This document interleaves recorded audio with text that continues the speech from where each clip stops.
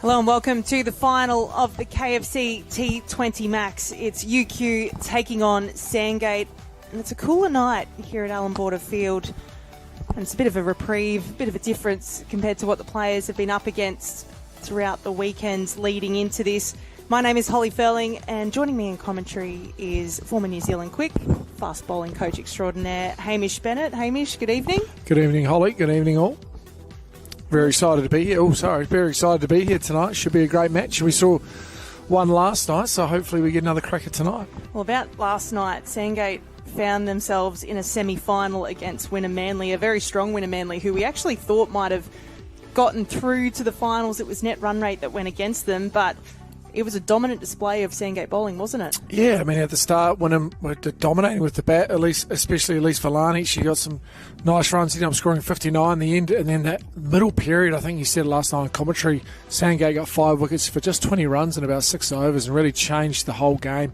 Turned it on its head, and unfortunately for Wynnum, they just couldn't find the runs. Meanwhile, UQ have had their feet up the last couple of days and been to sit back and watch some of the matches as they've unfolded. I think we saw a few of the players that were here at Allan Border Field. Do you think that's a bit of an advantage to come into this final having had a game off? I'm not quite sure, to be honest. I think sometimes having that winning feeling coming off a game is really good to have that momentum. This tournament, though, you do have a lot of games from the weekends. You might play 3 one weekend, 3 the other, and double headers during the day, so maybe an extra day off would help them, but yeah, to be honest, unsure. Unsure on that one.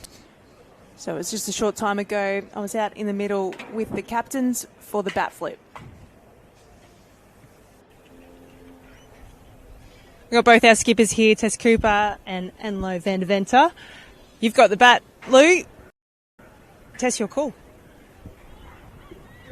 The call, and Roofs it is. So Sandgate have won the toss, and Tess, what have you decided to do? We'll have a bat. And why is that? I think it was a really good deck last night, and I think runs in a final is really important, so we'll put a few on. And speaking of finals, you are no stranger to finals. You won it last year. You had to go about it a little bit differently this time, having to get through the semi-final. How's the group feeling? Possibly a little fatigue around the group? The girls are actually really up and about today, so I think we're ready and raring to go. And consistency has been something for you guys as well across the last couple of years. What have you put it down to? I don't know. Good question. I think we've got a good group of girls, and we've played a lot of cricket together, so obviously that helps too. And then finally, they've got a good few hitters in their side. What have you spoken about as a group? How are you going to take this one out? Yeah, I think, like I said last night, I think bowling's a real strength of ours. So, hopefully we can do similar to last night and restrict all their big hitters. Well, good luck, Tess. Thanks, Hol. Lou, your bowling, what would you have done? We were actually going to have a bowl anyway, so I guess we'll take that. But yeah, to be honest, we could have gone 50-50. I think we've got batted first plenty of times throughout this tournament, so I think either way for us, we were pretty cruisy. So a happy squad, and you got to have your feet up over the last couple of days. Did you come and watch? How's the group feeling? Yeah, we did. A couple of us came down to watch. It was definitely a lot chillier than probably what I've had in previous games. But obviously it was a great game of cricket. I think it just shows, a couple of wickets in T20 cricket can change a game pretty quickly. So I think it's just about taking it as deep as you can, and then you never know kind of what can happen from there. I mentioned consistency with Sandgate, but you guys as well, the last 12 months, you've been in finals the whole time across the Catherine Raymond Shield as well. What have been some of the learnings from the squad over that time? I think probably just being able to draw on anyone from our squad as a whole. I think we've got incredible depth. We've got a lot of youngies coming through, and throughout this tournament we've been plagued with injuries, so we've had to draw on them a lot, and I think that's ultimately a strength of ours, is being able to draw from anyone across the board, and everyone's come in seamlessly and just done their role. And coming up against a stacked Sandgate side, 9 state players and above players in that team, How are you going to take them down? You've said it. Pressure's on them, really. They've got the stacked team, so it's theirs to lose, really. So they're defending champs. We know what an outfit they are. They've been incredible all tournament. So I guess for us, we've just got to put them under pressure early and then see if we can find some cracks there. Well, good luck. Awesome, thank you. So Sandgate have won the toss and they have elected to bat.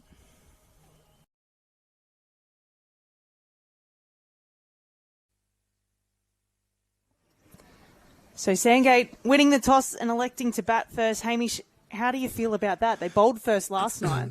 Yeah, I mean, I don't mind that. I think Sandgate are back in their strength. I think if they know they can get a score, they know it's a good surface. I think if they get anything north of 150, I back them in with their bowling attack. So I don't mind that, that they want to defend with their bowling, do their bowling last. I don't mind that.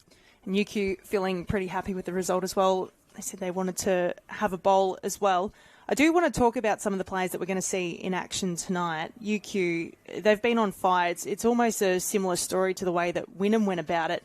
Their batters have been doing a lot of the damage. Maddie Penna from South Australia and also Emma Jackson as well, who's just been really taking the game strength to strength. Yeah, I love watching Emma Jackson back. I remember in the final last year, the one-day final when they played Valley at UQ, she came out and played some shots as well. So been really dynamic, and it's a great tournament for her to be around some really good players and also show off her skills. So I think we're in for a good game tonight. It's just a matter of be some nerves out there, so who can express themselves first and not let the occasion get the better of them. Megan Dixon is a player that stands up in big games. Last night taking 3 wickets. You think this pitch will continue to suit her? Yeah, I'd be really interested to see what happens. Last night was obviously very windy, so there's no dew involved at all. We've seen a lot of wet conditions here over across the tournament. I wonder if it does get dewy tonight, does she skid on and maybe not get that little bit of bounce, just get the old one to skid? Could actually be a little bit better for the UQ batters. Maybe that's what they're thinking, though. Maybe they're thinking a bit of dew tonight. So I guess we'll have to wait and see what the conditions offer, but I'm sure whatever the conditions offer, Megan Dixon will find a way to be effective.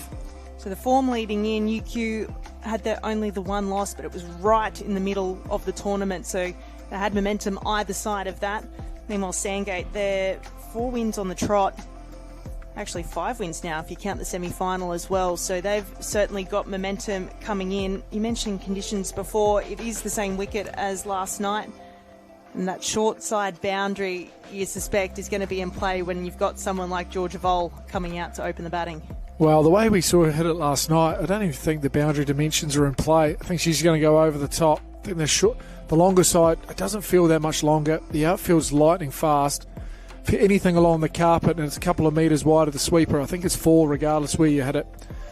I think the surface will be great, the outfield's great. I think we're in for a great game. It always happens with the finals. There's a little bit of nerves. Who can be brave first? That's who can hold their bravery. It's always easy in round robin cricket to come out, be brave, but can you do that in a final and in the crunch moments? We're about to find out. So if we have a little look at the two squads, Sandgate have 9 players that have played state cricket or above versus UQ, on the other hand, only having the 4. So UQ well and truly rely on the strength of their local players, but they've been doing the job over the last 12 months, having made finals. They made semi-finals in this tournament last year.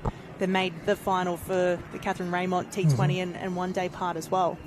Yeah, I guess everyone just knows their role, don't they? Not too many ring-ins. They know that what they can do within their club. They know their strengths, and then when their bigger players come in, like Charlie Knott, Nicola Hancock, they can just elevate them just that another level. So they've obviously got a good culture. They know what they're doing.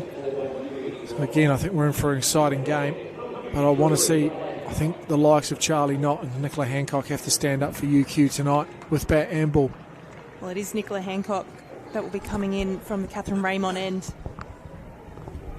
And she'll be bowling to a former teammate of hers in Katie Mack.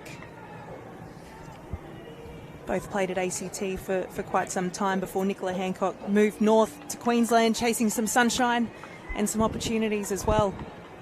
We should hear a dog in the broadcast too at some stage, would have thought. Here we go, ball 1 of the final. It begins with a wide. Yeah, her dog Hanson does come along to a number of cricket matches. Yeah, I mean, he's her number 1 fan. He's often howling and giving you a bit of advice. I'm sure he's a good man, the big fella. As long as the only issue tonight will be making sure that someone's got a wee doggy bag and making sure that when he does his business at the groundies don't see it. But a little bit of shape there for Hancock straight away. So she's just got to find her line, get it swinging from the pads.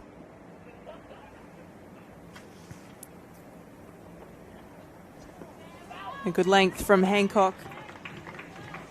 And that shape just coming in nice and late as well. Yeah, it's just enough there. It's just about starting the line a bit straighter, starting it from the pads, getting it swinged off stump just outside. Bring that first grabber into play. You don't want to often give opening batters, and especially someone like Katie Mack, who's hitting it so well that we saw last night, giving them width almost a free swing. So the 6 wickets for Nicola Hancock, more importantly, only coming from the 3 matches. That's tucked away. She was on Australia A duties, as was Katie Mack, as was Georgia Volt.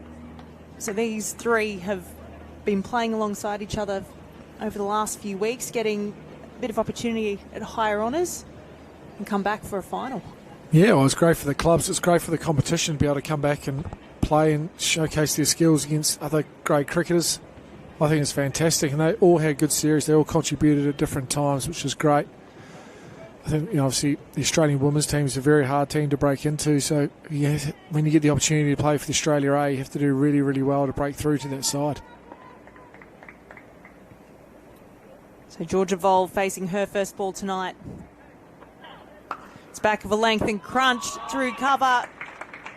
It's going to be the first boundary of the KFC T20 Max final. Yeah, it's a beautiful shot from Georgia Vol. Just a bit of width there from Hancock. The length's not bad, but it's just the width there. About to crunch that through just in front of point. And to answer your question from a bit earlier, she's still seeing it pretty well. Yeah, she was on fire last night. Looked better out of the 2 between her and Katie Mack. 33 from 22 for her, so a solid start. How does Hancock respond? It's a great ball. They took the catcher out. Yeah, geez, just squared Vol up there perfectly. Yeah, I don't really like that, just taking it out after a few balls. I don't think that's the catcher's fault. I think that's missed execution from Hancock. You've got to put that on the bowler. And she's just hit her spot perfectly there. And the last thing you want to see is Georgia Vol nick it and no one be there. But they decided to go for fine leg and mid-wicket out. So not sure if the bumper's on or they know Vol's strong on the leg side. She's hitting to the short side boundary as well. Another good length from Hancock. Yeah, she's got to swing nicely. Love to see that grabber back in there. You just hate to see Georgia Vol just nick one and go for 4. It's going to go for 4. You'd rather it go to hands. Take the risk. This is the bravery you sort of spoke about early on. You've got to be a little bit brave. You've got to take an opportunity. They've taken the slip out and stacked the covers and stacked them into cover. If you're bowling good deliveries like that, it's not going to go through cover point. Short from Hancock. It's a half chance to mid-wicket. It'll be a single. So at the end of the over, Sandgate are none for 7. And Hamish, you do sense as well with the side that they're up against in Sandgate, so many batters, bowling is their strength, but really when I look at some of the scores that they've had across the tournament, no one's really gone on with it. So you sense that if you can get a couple wickets against Sandgate, you can actually shift some of that momentum. Yeah, well, you mentioned it last night. Georgia Vol being their leading run scorer after only playing 3 games. So I think what they obviously know is that if they can somehow just get a score, then they just back their bowling to be okay. I guess as well, being a really good bowling side and chasing lower totals is obviously not going to help your batters with their averages. So they could be a little bit cranky because they can't get their averages up. But you're right, someone has to kick on tonight, and ideally it's one of these 2 can bat sort of 15, 16 overs and really get a score on the board. So it's the South Australian import, Eleanor LaRosa, coming into the attack from the Eddie Gilbert end.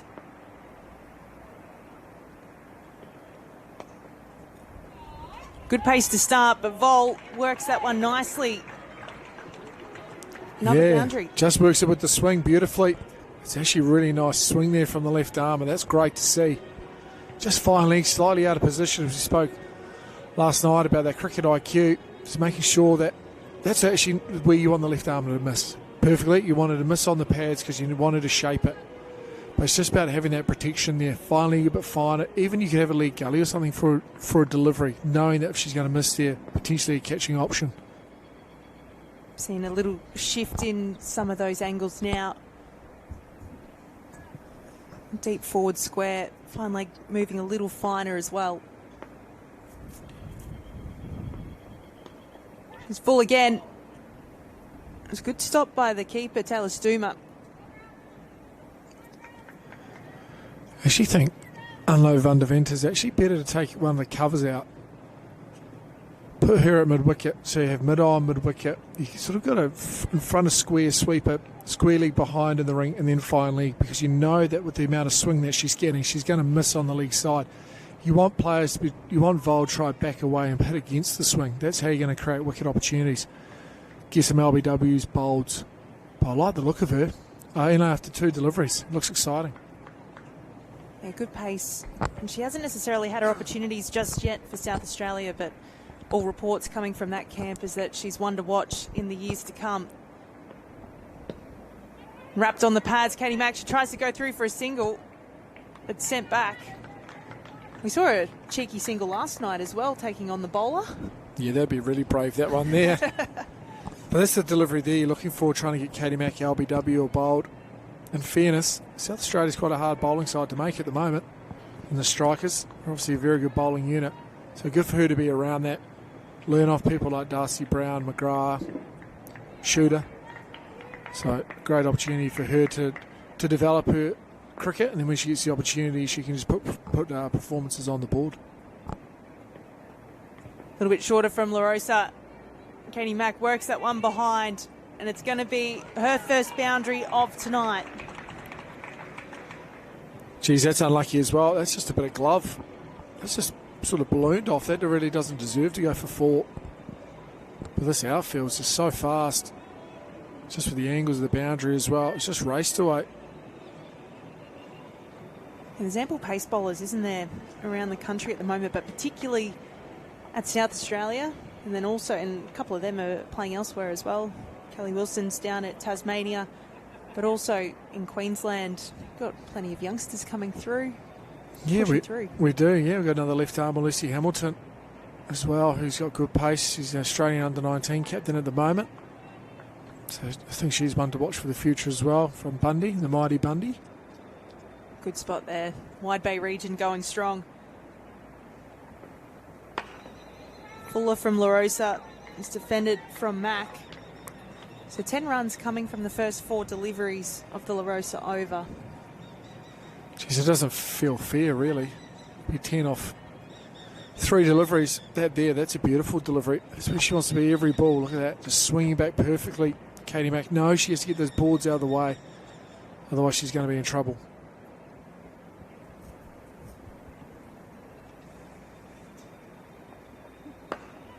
Worked from Katie Mack. Something she does so well is finding those singles. But it's the late swing of La Rosa at the moment that's proving to be quite difficult.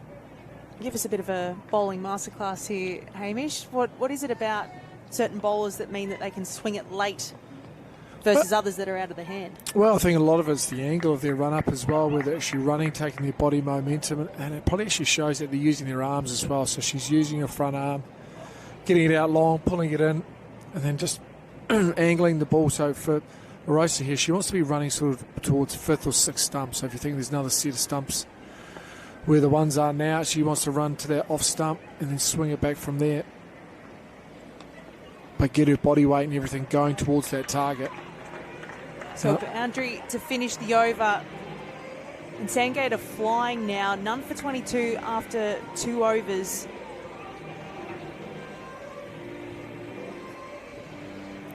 They just haven't been able to find their line, or La Rosa hasn't been able to find her line. It's looking still threatening, isn't it?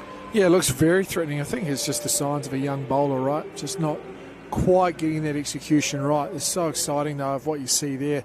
And just the field set as well. I don't think she needs as much protection on the offside that she's got. It's almost like an off-spinner spinning it back into the right-hander. There's going to be a lot of, majority of her runs are going to be on the leg side. And that's where you wanted to miss. So you want the batters to try and create something to hit through the offside. That's going to create wicket-taking opportunities for her. So I think it's just part of her learning and development to set the field. But also I don't know if they thought maybe it was going to swing this much as well. Seeing a lot more swing than we did last night. Absolutely, even with the less windy conditions. Wide from Hancock again. So I mentioned the 6 wickets that she's taken in the last 3 games, that when she came in for UQ, and she's been a massive part of the reason why they won those last 3 games. But importantly for her and her team, she's going in under a run a ball. So she needs to do that again tonight, try and stifle some of these Sandgate batters, and we did see it as well with last night. Once you were able to minimise the boundaries, some of the opportunities started to come. Another wide delivery from Hancock. Yeah, just not being able to control that swing. She's obviously having a word to the umpire there, telling the umpire to go a bit easier on her, but she just needs to sort that line out. Try and start swinging it from the stumps like she did at the end of the last over. She really got in some nice areas to Georgia Vole, bit the bat 2 or 3 times. So a stacked offside field for Nicola Hancock. 2 covers, and first slip in play as well. Fuller from Hancock, but she's got protection with the fine leg fielder. It's only going to be a single.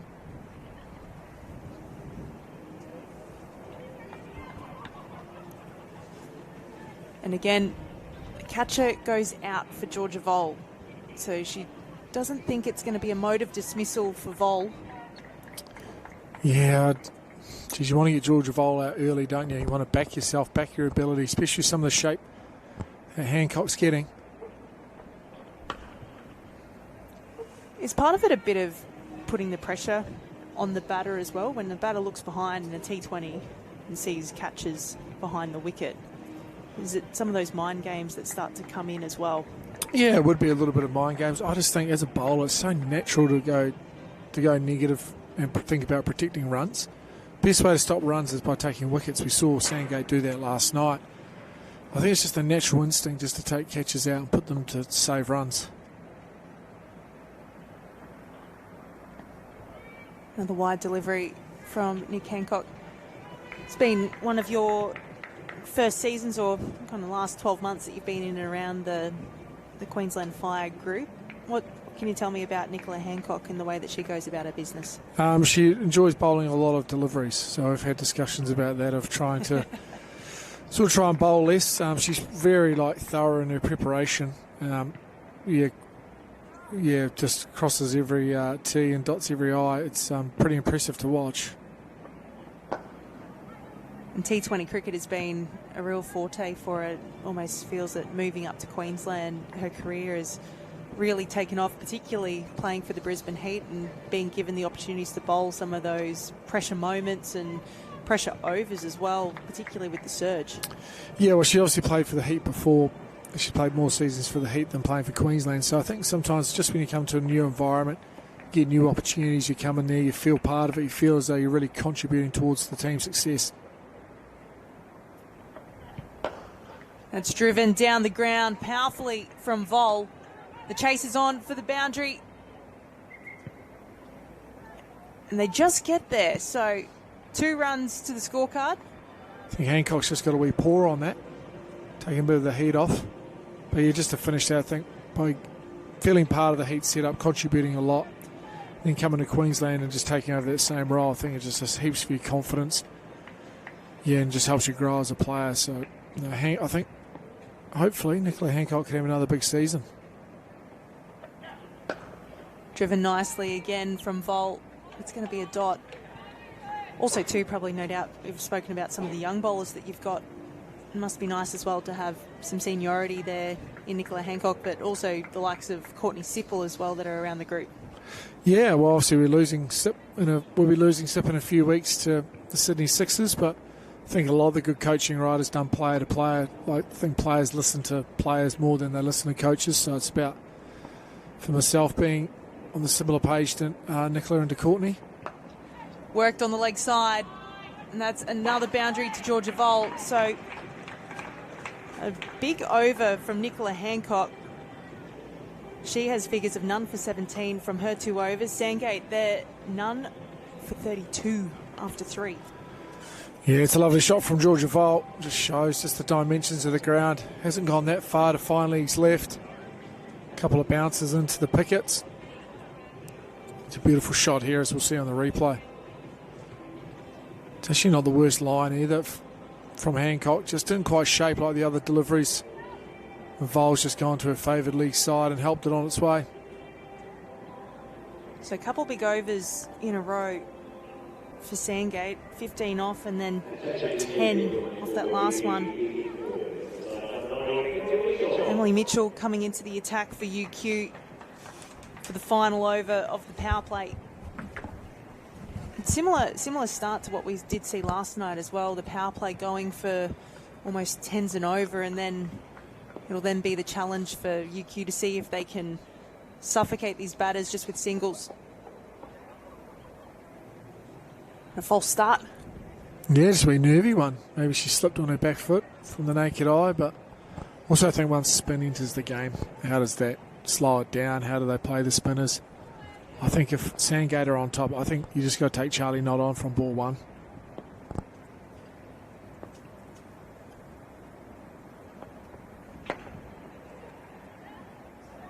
So finally able to start her over.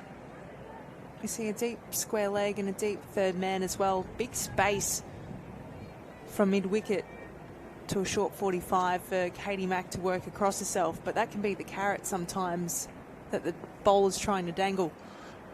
I'll tell you something, it'd be quite a Upish from Mack, but it's over. It's well struck in the end.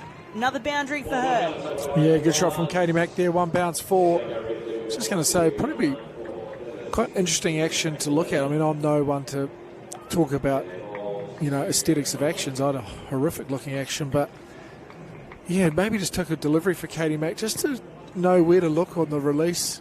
You know, that front arm sort of splays out and even the bowling arm to load up. So I was going to say, maybe just facing Emma Mitchell, first couple of deliveries, you actually just want to see where the ball's coming from and what your cues are as a batter.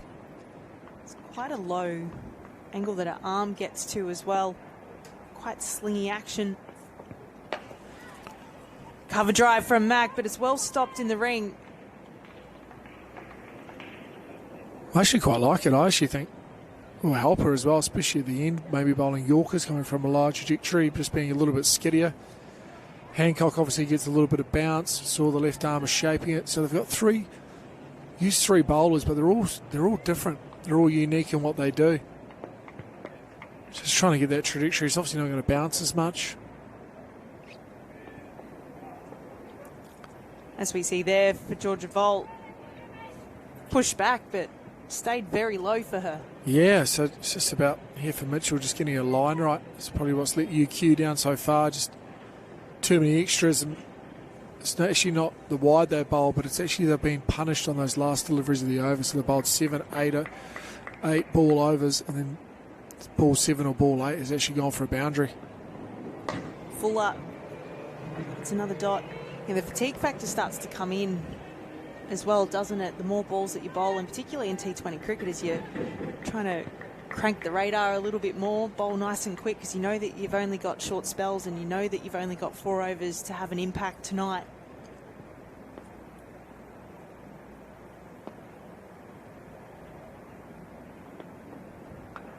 An under edge from Katie Mack.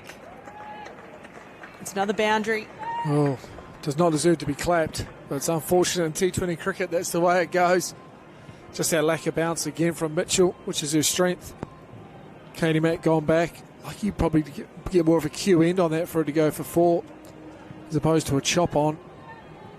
Also get to your point before, Holly, as well. Under the lights as well, a bit of a crowd, bit of music, a few cameras out. You can obviously get the adrenaline going. You run a little bit faster and just sort of forget about your normal process as you go about it on a normal Saturday or Sunday. Final delivery. It's cut nicely to point. And Katie Mack sent back. Big appeal from UQ, but she makes it back safely. So at the end of the over, Sandgate a none for 43. 11 runs coming from that last Mitchell over. Bit of chaos in the middle. Yeah, good bit of fielding from Charlie Knott. They sort of forgot that she was at point, diving to her right. Obviously, fantastic fielder. Would have been close if she hit. Good bit of sharp bit of work from the keeper as well, picking it up on the second bounce. So Maddie Penna coming into the attack for UQ, and she's a player that has always had her leg spin. She came into the Melbourne Stars off the back of an injury to Ange Reeks a number of seasons ago, and she had an immediate impact, but we haven't seen her bowl too much at Stateland because she's been sitting behind Anisu Mashungwe. But this season could be different for her. Anisu moving across to ACT. So it actually might give Penna an opportunity in red when she's playing for South Australia to roll out the leg spin.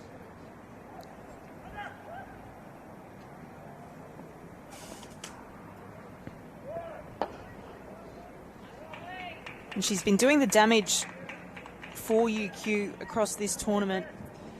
7 wickets for her and quite economical as well, just over a run a ball. So she's been a handful for a lot of batters, and her consistency throughout pre-season has been the feature. She hasn't taken the wickets, they've fallen at the other end.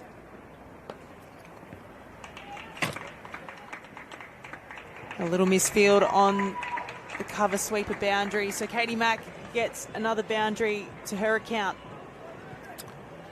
Not what you need.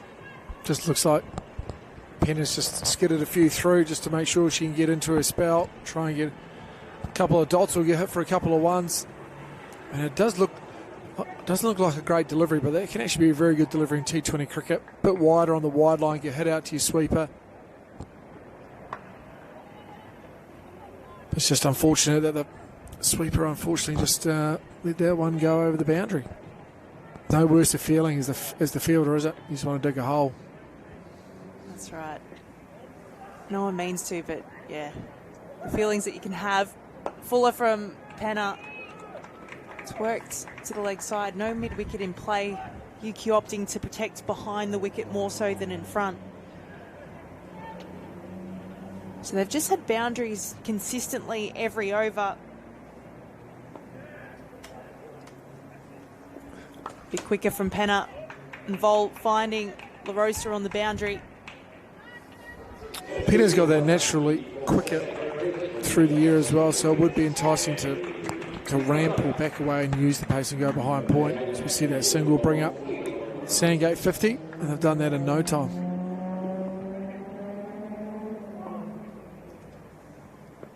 Katie Mack down the wicket.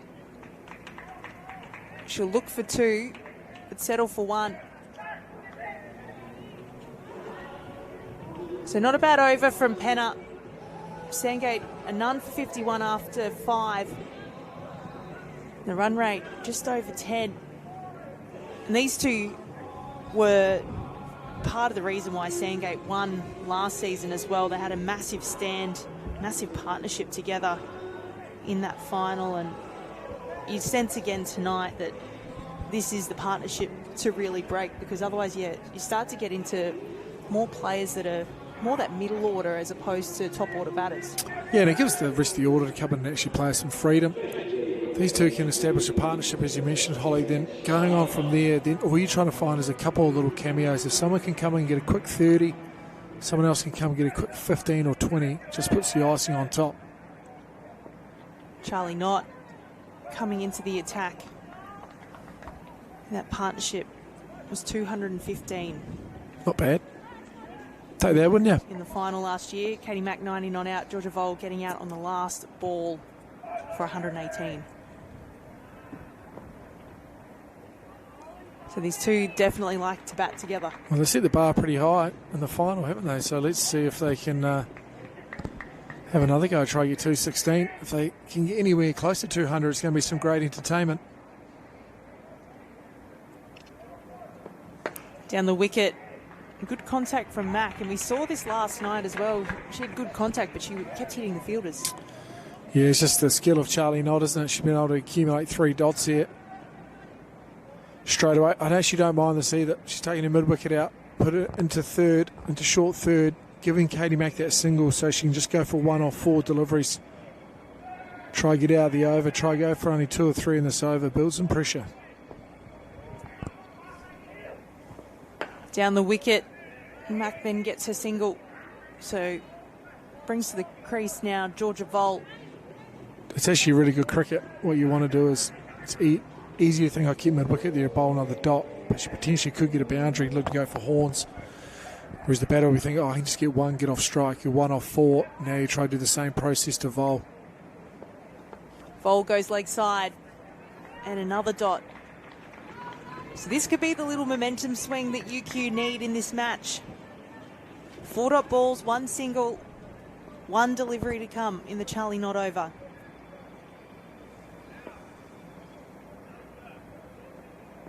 Shorter and pulled away from Volt. And it's a boundary, so 5 off the not over. And Sandgate, a none for 56. Yeah, just missed her length a touch there, Charlie. Not just a touch short. And Georgia Volt, the form she's in and how hard she's hitting it, you don't have to miss by much. She's going to make you pay. Just rocked back and absolutely just tried to hit that as hard as she could into the league side. And gapped it perfectly. No chance for the sweepers there. They've had boundaries every single over. Have Sandgate, so while they've had little moments of pressure against them, they've been able to find the release. Sometimes through a little misfield, sometimes through really good gapping and waiting for the bowler to miss.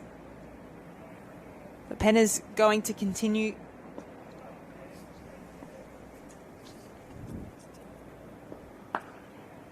It's played out to the leg side. Yeah, well, Van der Venter's just got to try and get some control in this game. Charlie Knott can obviously do it. Even though she went for a boundary there, getting 5 off the over is a good result. I think Penna last over, if that wasn't for that misfield, she only would have went for probably 4. She's just trying to accumulate some dots. Flighted from Penna. Another single. So hitting to sweepers nicely as Sandgate, but this is a little win for UQ as well. That control that you were talking about. Yeah, you're just trying to not go for a boundary and over really at this stage. Just try and stop the bleeding. And by stopping the bleeding, you're going to create a wicket opportunity. I can still remember Katie Mack saying to me, I think she was in the 80s against Victoria last season, and she had 3 dot balls against her, and she started to feel like she couldn't score all of a sudden. She said it's just fascinating how you have those micro moments where it makes you go away from your game plan. Flighted. And that's gapped, but the sweepers are coming around. Katie Mack didn't get onto it as much as she would have liked to.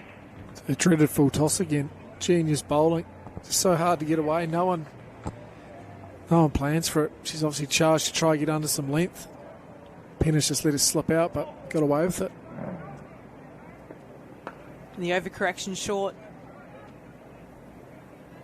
But a good over so far from Penna's, but the challenge now is how does she get out of it?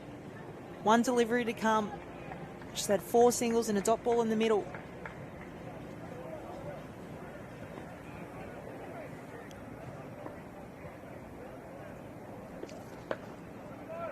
Driven powerfully out to La Rosa. Another misfield on the boundary. She just stops it, so a couple off the last ball. Wow, she would have been nervous then. That little microsecond, she would have been really nervous. See on the replay here. It's actually a good finish there, trying to get the ball hit out sweeper for 1. She slid round, done the work. Maybe just over slid. Here we go. There is good work. Centimetres in that. Good honesty. So none for 62 after 7 overs. It was a good over from Penna. No boundary coming from it. So let's see what pressure then Knott can apply.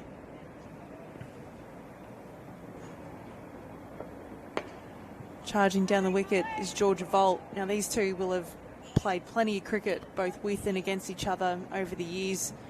Lots of underage cricket, playing for Queensland. But they'll come up against each other for the first time in a long time, come WBBL time, with Georgia Volt going to the Thunder. Full toss and a dot.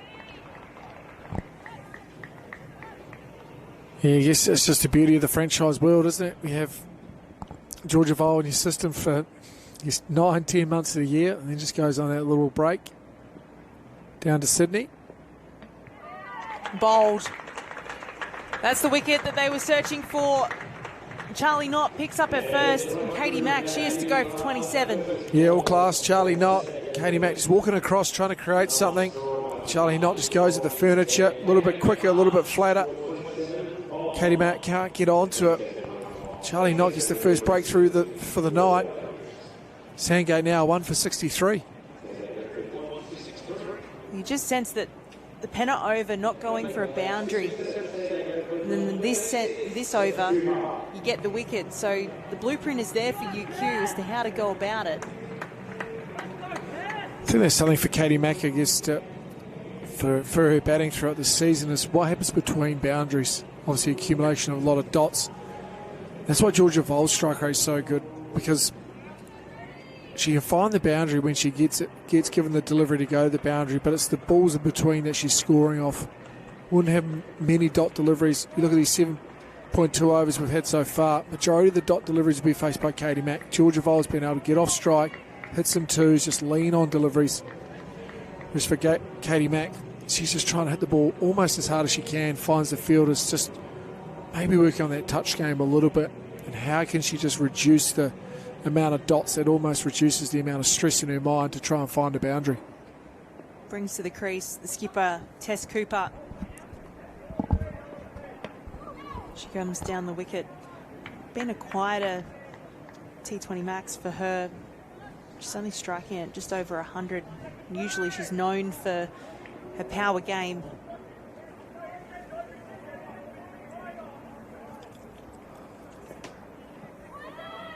Appeal from behind the stumps.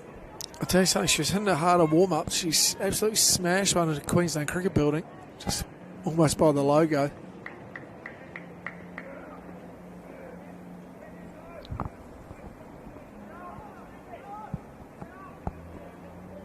Final delivery is up, but it falls safely.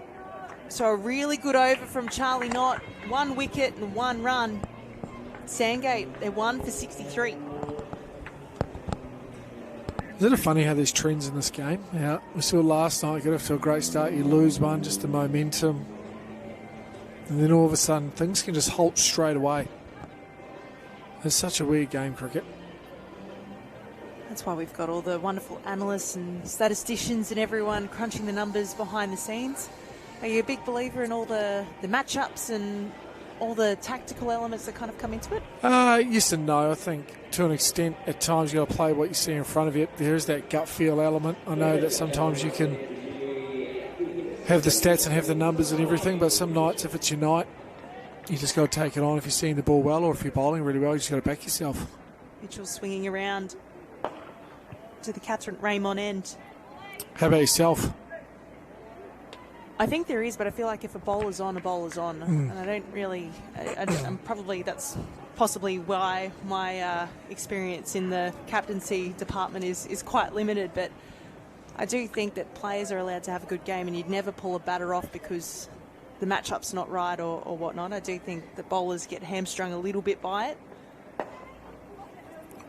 But I do think that there's certainly parts of it, and I think, though, it's more the spin matchup or the pace matchup and just giving the captains a little bit of clarity as to who to bowl when in what phase, but still considering the actual match situation at play.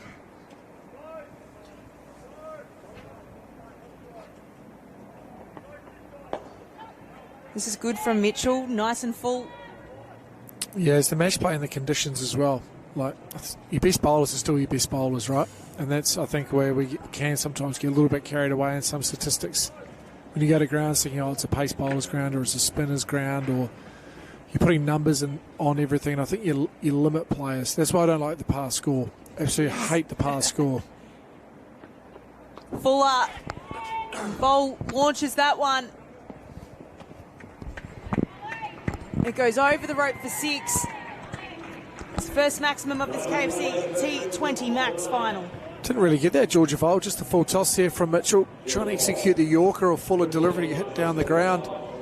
Voll trying to put her off for length. Just a top edge almost. So it's a top edge.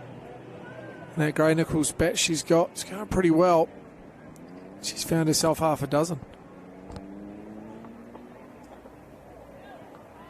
You almost sense too that length's probably the better one to Vol. She has missed out every time that it's been shorter, and it is that lower arm angle from Mitchell.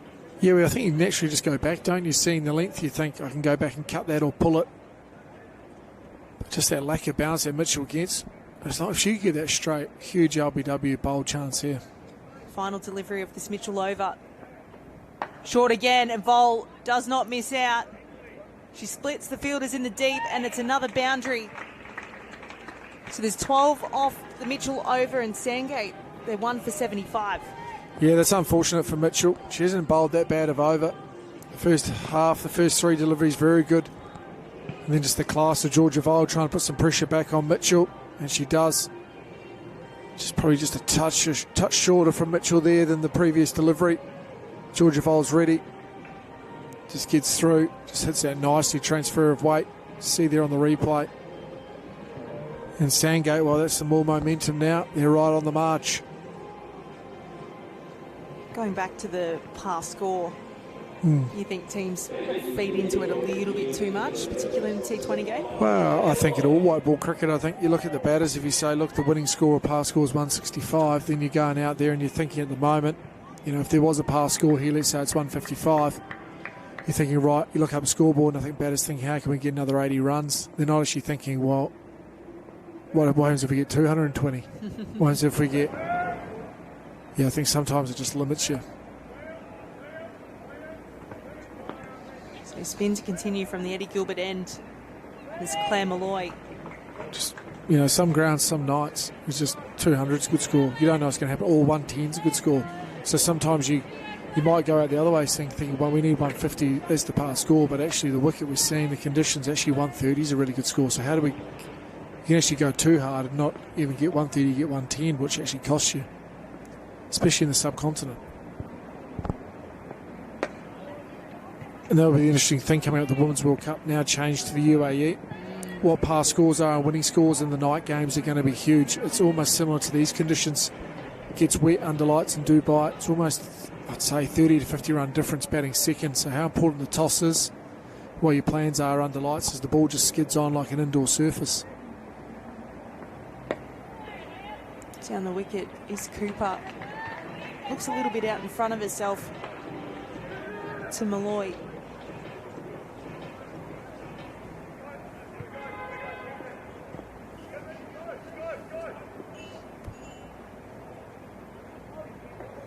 Down the wicket, hit hard.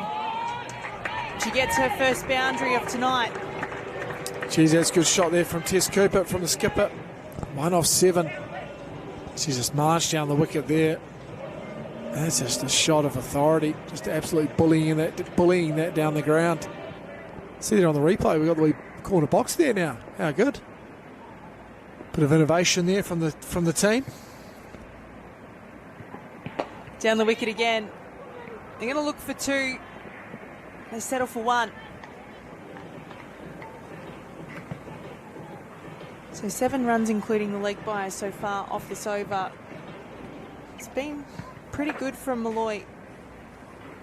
Just needs to close out. 1 delivery to come.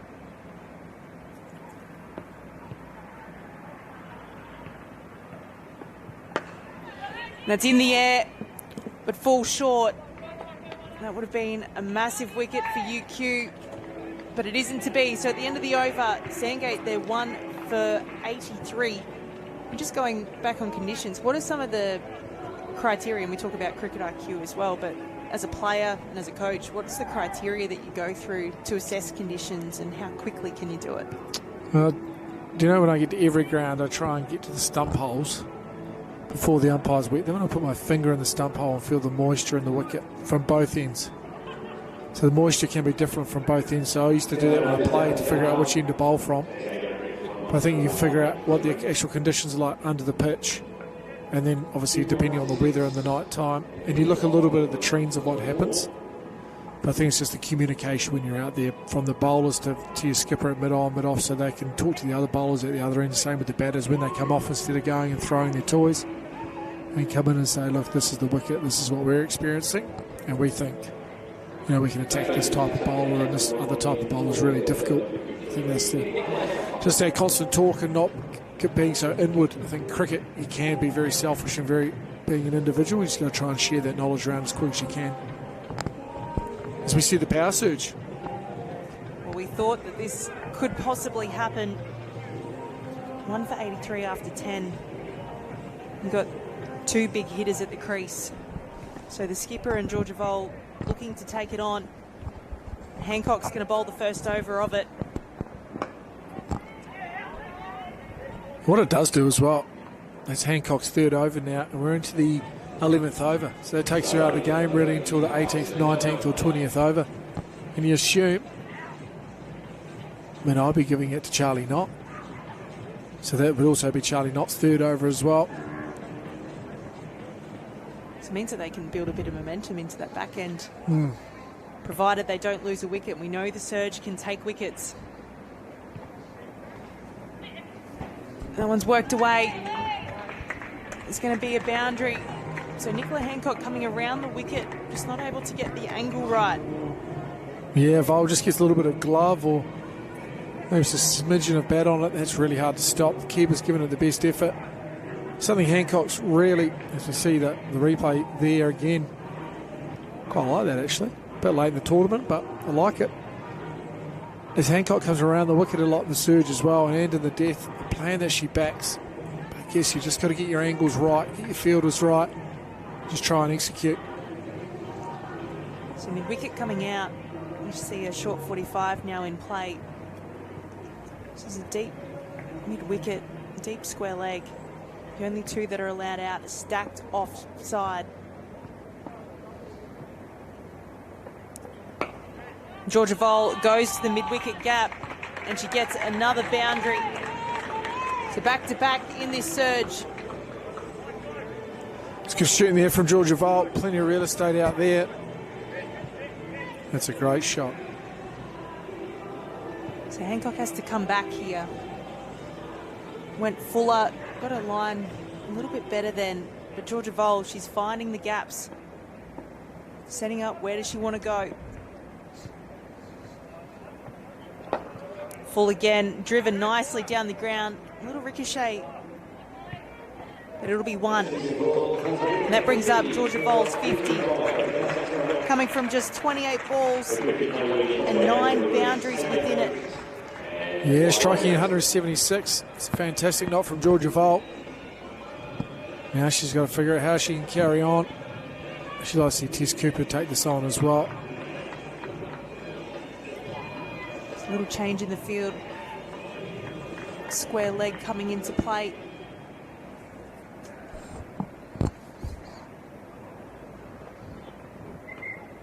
Wider from Hancock. It's a bit of a bluff ball. Yeah, got away with it as well. Perfect. Lots of gold any way you can get them.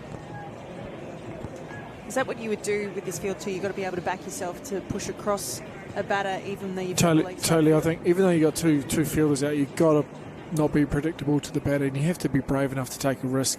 I'm all for that. Final delivery. And she goes again and nails it. So Nicola Hancock, 9 off her surge over. Sandgate, they're 1 for 92. Yeah, I think you've got to be brave enough to actually try to go against your field a little bit at times. And what they'll do is keep the batter still. So a lot of batters are going to back away from Hancock to try and access the offside because they think the ball's going to come at the body. You bowl that wide delivery, then batter's going to stay still because if they back away, then they won't be able to reach it. So it's going to be a dot. So then batters actually have to stay still. Then your margin for error can become bigger. When do you bring in that ball? Is it after you've seen a shot like we've seen with Vole through the leg side? Is it reactive or? I think it's a little bit of both. I think you can be proactive on it. I think you can be reactive on it. I think it's just that gut feel when you're in the moment of the game. And you picked it, Charlie Knott, to bowl the second over of the surge. Because everyone's seen it now, haven't they? With Hancock coming around the wicket. So you need to keep developing, keep having skills, being able to take risks. I mean, she'd come around the wicket and bowl wide hole for a whole over.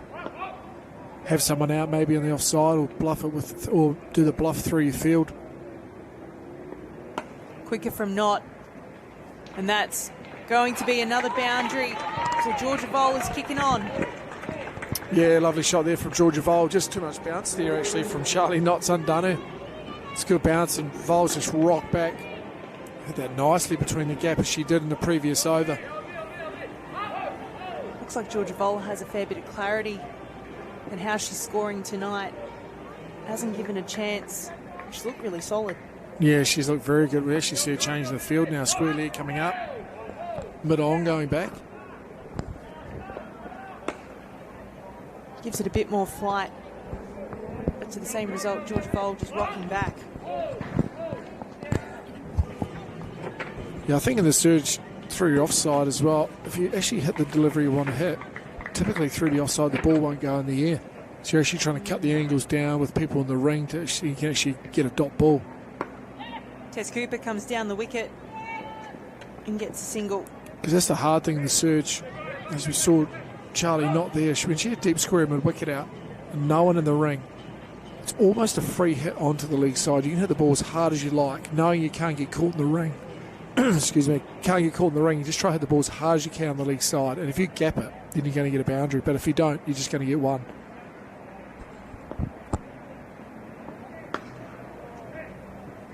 She keeps pulling that one. Little fumble on the boundary. They look to come back for 2, and they'll do it comfortably. So that's why it's really hard to get the balance right. In the surge of, you get your field, you sort of give away your tactics a little bit, but then the batter can just try and absolutely smack it into that gap, and then they can get a result. That little fumble brings up the 100 for Sandgate. Ball to come in the surge. And slower from Knott, and it's cut away. So another boundary. And Georgia Vole is in good touch. Yeah, she's seen the ball beautifully here. That's a great shot, just rocking back, going through the offside, and that was a great surge for Sandgate. Exactly how they would have seen it happening in their heads. 21 coming from it. Yeah, that's a great result. Yeah, add that on to about the 43 off the 4 overs they got in the power play. That's a very good use of their 6 overs with only 2 fielders out. So Malloy coming into bowl again. So she changes ends. And UQ, they've got the wicket when they were able to stall the number of boundaries. And just at the moment, they're just missing just a touch, and whether it's the bowler missing, but also too the field placements we feel as well, just slightly off. It's just so hard as well, isn't it? On this ground as well, lightning fast outfield, smallish boundaries. It's just hard to be a bowler for the bowling side, and for UQ, you got to think of what you're willing to chase now. Tess Cooper coming down the wicket. There's a single. It looks a good surface, and if anything, I think it's only going to get better if there's a little bit of juice that skids onto it. So I think if UQ, they're probably thinking anything ideally under 160. I know that's probably not realistic at the moment if they can get a few poles.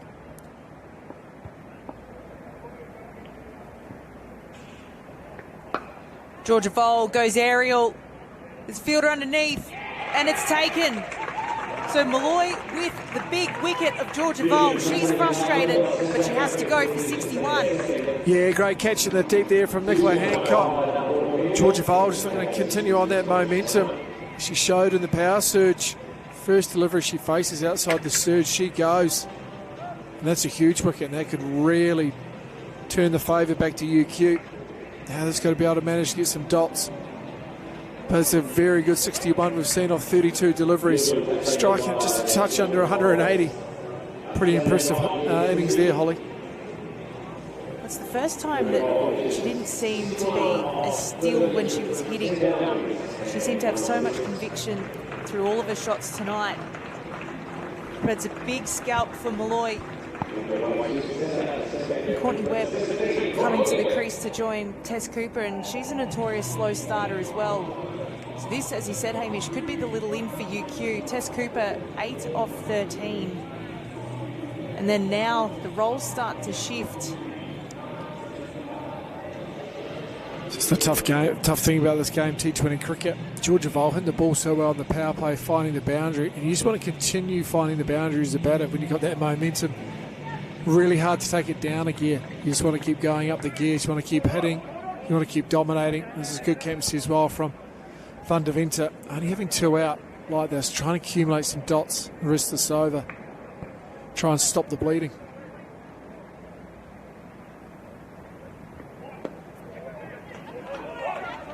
That mid-wicket fielder, you sense, is going to be in the game here.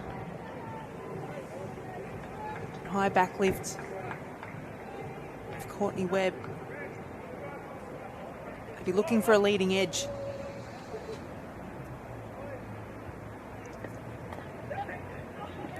A tight single, but they get there comfortably in the end.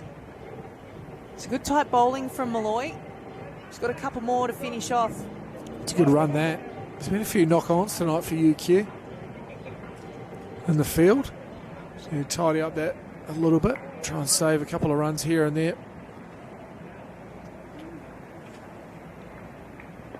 Fuller from Malloy, and Cooper goes down the ground. Another boundary for her. Geez, well, it must be a good surface. That's great bravery from Cooper. I like that. Skipper leading from the front. Just lost Vol 3 balls before that. Charging down. Hitting straight. It's a great cricket shot. Final delivery from Malloy in this over. How does she respond? Cooper looking to run that. Ends up being a dot. So at the end of the over, Sandgate are 2 for 110. Good little fight back from UQ. They'd be happy with that last over. Yeah, well, this would be happy with the wicket from Georgia Volt. Over went for 6 runs, but you wouldn't mind if it went for a little more as long as you got the wicket of Volt. And she just shows a little bit when a batter is in like Volt, is how can she stay in and bat for longer. It's actually about the other batter, Cooper, probably trying to go harder earlier. If Cooper could have got a boundary off that first delivery as opposed to getting a single, probably would have put Vol at ease a little bit at the non-striker's end and thought, yeah, the runs are still going, I don't need to do too much. It's the important part about T20 cricket. Quite often you talk about the batter that's in has to go. It's actually the batter that comes to the wicket needs to get going from ball one. Keep that one person in who can get that score of 75 plus. And if people are coming in playing little cameos, as long as their strike rate's good, it doesn't matter as long as the batter that's set remains in for the innings. Tara Wheeler with her slow leg spin. Courtney Webb just pushes back nicely, punches that for a single. This is where I think UQ's bowling attack is a bit of an unknown to some of these state players like Courtney Webb. Tara Wheeler, albeit she's had a debut for Queensland, it was more so her role was with the bat. But it's that slower leg spin just tempting these Sandgate batters, whether they want to come down the wicket or push back and go short. It's played nicely from Tess Cooper. So she's taken the role that Georgia Vol left off. Also a free hit as well. The umpire still obviously overstepped with the front foot, which is unfortunate for Wheeler. Seen the replay there. Umpire called it early. You're right though, Holly, not seeing, always facing a bowler for the first time can be difficult, but the bowler has to make sure they're spot on for those couple of deliveries so they can sneak in a few dots. Cooper down the wicket and misses out on the free hit. Just as we've seen the trends with full tosses, I feel like the trends with free hits sometimes can end up that way as well. You're just trying to hit them to the moon, aren't you? You're just trying to hit them so hard, and rightfully so.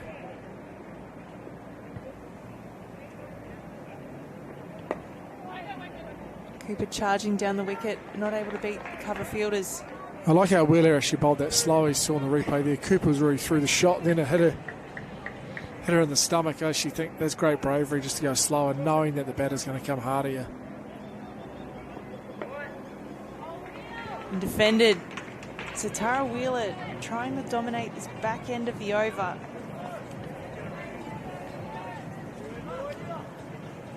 Had the little slip up at the start with the free hit. But she's strung together a few dot balls now. Cooper pushes back, and it's another dot ball. Yeah, it's unlucky. She's picked out Charlie Knott, probably the best fielder on the ground. And in this game, it's unlucky that it's a good save from Knott, backing up the bowler. So one ball to come, 4 dot balls in a row. She pulls that one away. It'll only be the single, so 7 off the Wheeler over. And Sandgate at 2 for 117. What are you thinking for a score here, Holly? I mean, I know we talked about not talking about past scores, but we're up here so we can. What are you thinking for a total? What do you think's a winning score from here? What do you think UQ wouldn't be able to chase? I think 160, or actually 150. 150, I think Sandgate could defend with the bowlers that they have, and particularly they've got plenty that go under a run of ball. I think Sandgate would like, from this point, we've got 6 overs left. If they can go at 10s from here, they're sitting over 170. What about yourself? Malloy continues. There's a little mix-up in the middle. And Webb sent back safely. Yeah, I think Sandgate will be looking for 160 plus. I think that'll be a really good score. I think they've got the bowling attack to defend that. But if they do end up a little short, I'd actually still back them to defend it. Wasps tells us 176. So let's see, eh? Down the wicket. It's driven hard. But they'll only get the one. I think a lot hinges for Sandgate as to whether Webb and Cooper can kick on. Webb had a damaging knock against Gold Coast, 42 from 19. So even though I said she's a typical slow starter, in this tournament she's been able to capitalise. But Cooper's also faced 23 deliveries now as well, so can she make that up?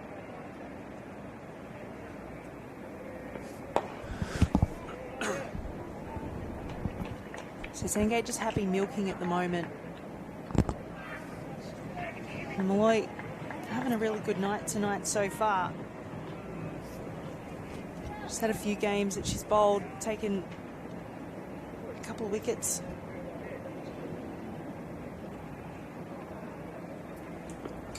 Down the wicket from Cooper, and she tries to load up. It's only going to be a single. So the Sandgate batters just looking to force the game a little bit. But in doing so, they're losing their timing. Yeah, they're almost trying to hit the ball too hard. Instead of just relying on their timing, trying to gap the ball.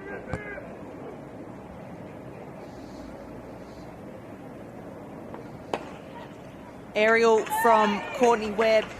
And there's her first boundary of tonight. Now that's a shot. Courtney Webb charging over cover.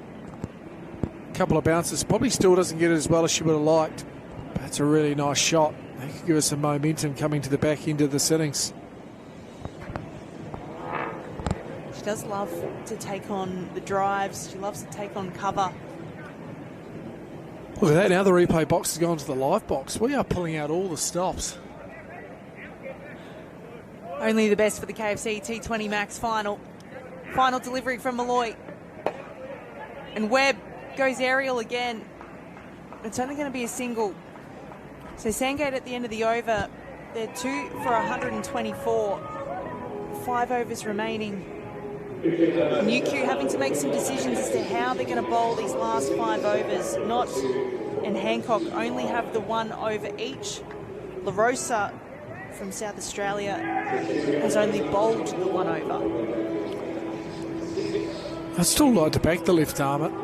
Feels like there's actually just a swing in that second over that actually got it. Just that different angle. She might be able to come around the wicket as well and spear it in, especially someone like Courtney Webb. Seen there, she wants to charge and actually access the offside. Can he cramp her up onto the leg side and then go across someone like Tess Cooper who wants to try and hit the ball on the leg side? So it's just about picking up those subtle differences of the batter and trying to execute your plan.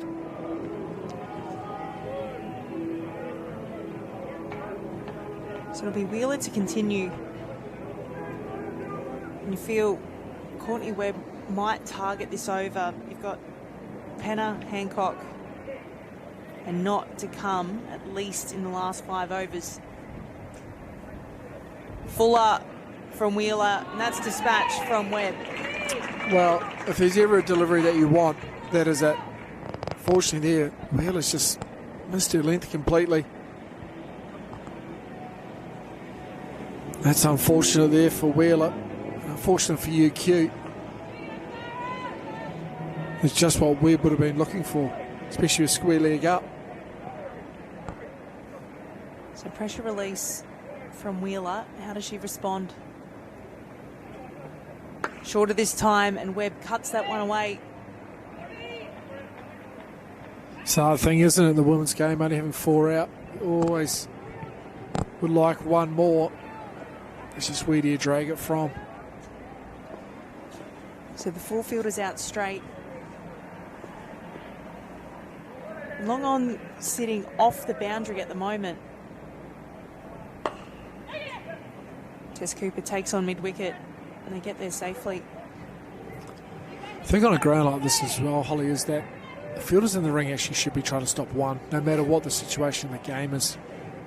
It's actually a ground where you're not going to see that many twos with the outfield being so fast. You feel as though it's 1 or 4. Can you actually stop a few ones and turn them into dots? Webb hits hard down the ground. It's well stopped at long off. She's come in and started timing them.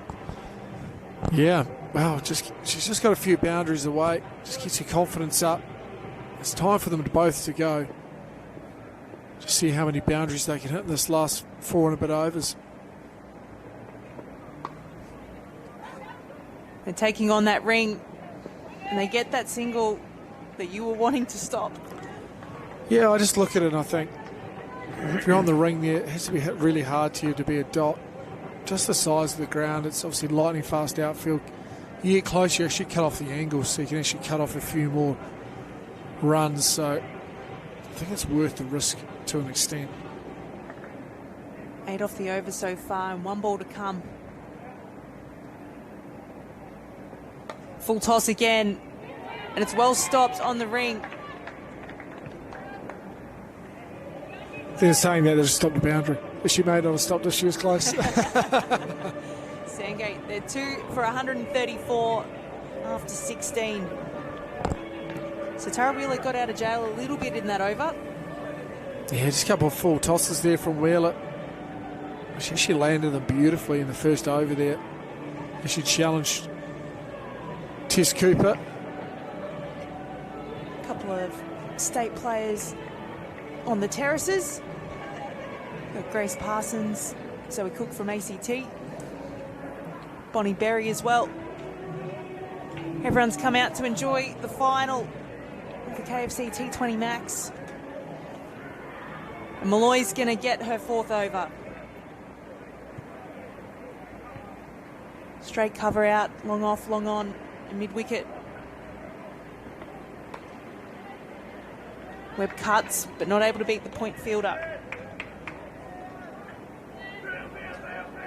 So that leaves the last 3 overs. You'll have Knott, Hancock. Who's your other one? Great question. Down the wicket from Webb. It'll be a single.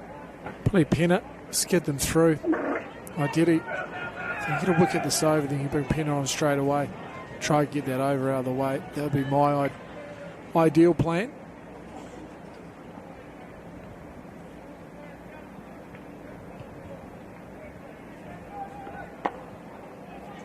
Not able to get that one away. I don't know about you, Hamish, but I just feel like momentum shifted now. Hasn't been as many boundaries as Sandgate would have liked, particularly in the last 6 to 8 balls. Yeah, it's just slowly just crept up on them, hasn't it, this batting innings, nearly at the end of the 17th over. Just lost their momentum a touch. Comes down the wicket, strikes that nicely, and it will be a boundary. So Tess Cooper targeting straight. And it's saying that Tess Cooper strikes back. It's a beautiful shot down the ground. That's her strength. She looks to charge. Get her hands back, wade into the ball. Looks like the ball hard and straight as she can. Just beats mid-off to her right. It's a great shot there. Mid-off, never a chance of stopping that. A couple of balls to come in this over. Tess Cooper sitting under a run of ball. She beats mid-wicket. Looks like she might split the fielders as well. Back-to-back boundaries for Cooper. Yeah, just while Sandgate needed. Cooper gets that strike rate into triple digits at 100 exactly. think she's just got to keep going every delivery now. If she gets out, if either of these batters get out at this stage, it's not a big deal. Got to show that intent. Keep pushing the runs up. Down the wicket again. It's going to be a dot ball to finish the Malloy over. So 9 coming from it. And Sandgate, they're 2 for 143. And Hamish, when you look at the Sandgate batting lineup, you've still got Barsby, Nair, Dixon, Mills to come. It's almost a licence for these two, isn't it? Yeah, you got enough in the shed waiting to come into bat. You just got to go every delivery now. You've got 18 deliveries left. You just got to try and go as hard as you can every delivery. And if you get out, you get out. These are the fun stages of batting. This is what you want to practice coming in with having a free licence. Ideally get a few over the rope. Thought maybe Charlie Knott was going to bowl then. She did come to the crease. Van de Venter just sort of waved her off.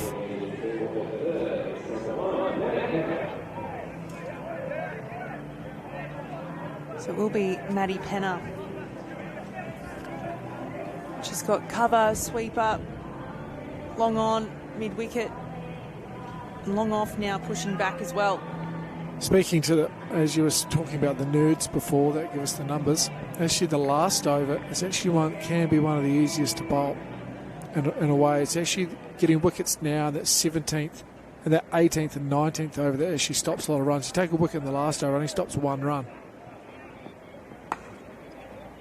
Again, Hamish Bennett with all the gold as Courtney Webb continues her gold streak. So it actually only stops 1 run on average. Whereas you take a wicket in this over or the next over, especially this over, it can actually stop 5 or 6 runs because the batter is going to continue to get in. So you actually get a new batter to the crease and get a few more dots. So it's about, can you use your resource a little bit earlier, knowing that last over, if they're in, you're on to a hiding to nothing anyway. But if you've got 2 new batters and trying to slog it, then you can actually get a few wickets and actually slow it down. That's fascinating. Shorter from Penna, and it's cut away from Webb. South Australian teammates going at it. And Webb has the upper hand. Yeah, it's a great shot there. A bit point to her left now, a bit point to her right. Absolutely just hammering it through, and that's 150 up for Sandgate. What Wasp was saying before, about 4 or 5 overs ago, that 175. It could have potentially pushed out to 180 now, and it has. 180, well, that'd be a hell of a score for Sandgate. You feel like UQ as well just want to bowl to Tess Cooper. They've got to find a way to get Courtney Webb off strike. She's been timing them nicely since coming to the crease. She's 24 from 15.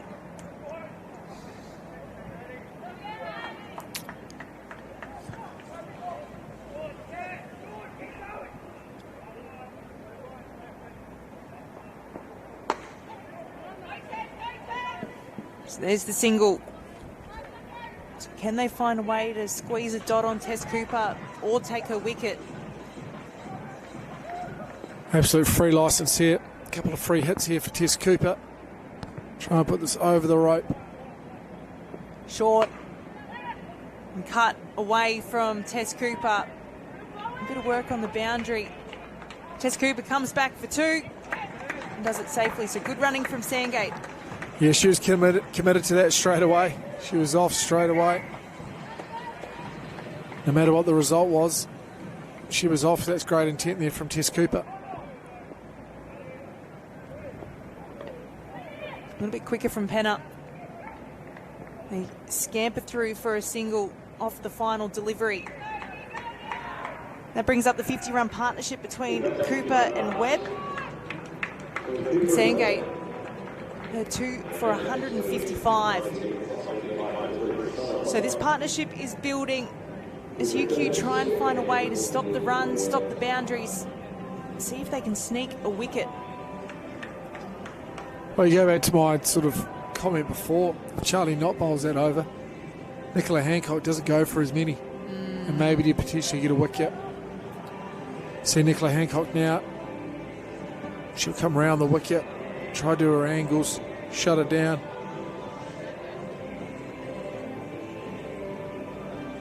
So 12 coming from that last over. As the run rate just pushes up a little bit more. It's currently He's sitting at 8.6. Wasp at 177. Hasn't moved away from that number, sorry, Holly, for about sort of 8 or 9 overs, has it? It's always been constantly around that 175 to 178. Slow ball from Nicola Hancock. Yeah, they've been on target the whole time of Sandgate. But this will be the challenge for Tess Cooper. She hasn't been the one that's been striking it as well as Courtney Webb. How can she get Webb on strike for the start of the over? She's just got to get something on it. Pad, body, and just scamper to the other end. Another slow ball, and it's in the air from Cooper, but it'll fall safely. So lots of finals happening around the place as well. We've had 2 over the last couple of nights, but big news coming in for Friday night's game, which will be live here on KO. It's the men's semi-final, Redlands and Valleys. Uzi and Marnus are a lock. They're in. How good going head to head.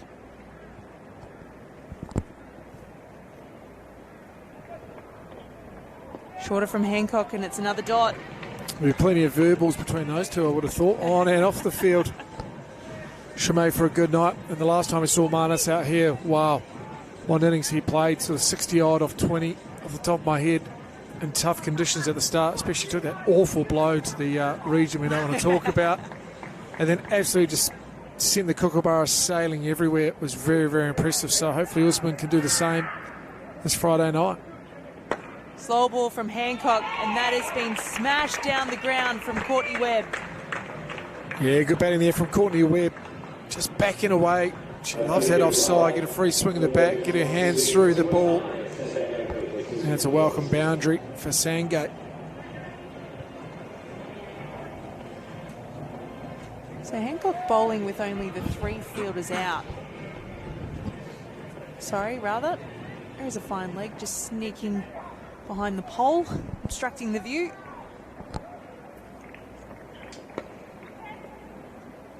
Just squirts that one away for 1. Surprised we haven't seen the bouncer as well, especially with that field, but that's a bit of line from Hancock as well, cramping Webb up. Nice send the ball through the offside. Far better line. So one more delivery to come in Nick Hancock's final over. She hasn't been in the wickets tonight, but this is a really good over. 6 coming from it so far, stalling these Sandgate batters. That's worked away. They might look for 2, but they'll settle for 1. So 7 coming from it. And Sandgate, they're 2 for 162 with 6 balls remaining.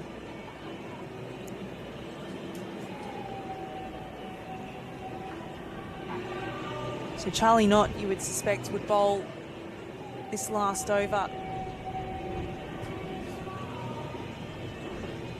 It doesn't look like it's going to be. Instead, Enlu looks to go to La Rosa to bowl the last one. So after going 15 off her first over, which was the second over of the match, lefty's going to come in to close out the innings. Yeah, well, one makes me think hopefully Charlie Knott's all right. Or this could be a stroke of genius. But it would have been a lot of money for Charlie Knott to bowl this over. So the 2 drives are back. Deep mid-wicket. Deep square leg. It's defended in the ring. They get through for a single. And now Courtney Webb, her South Australian teammate, will get the opportunity to face La Rosa.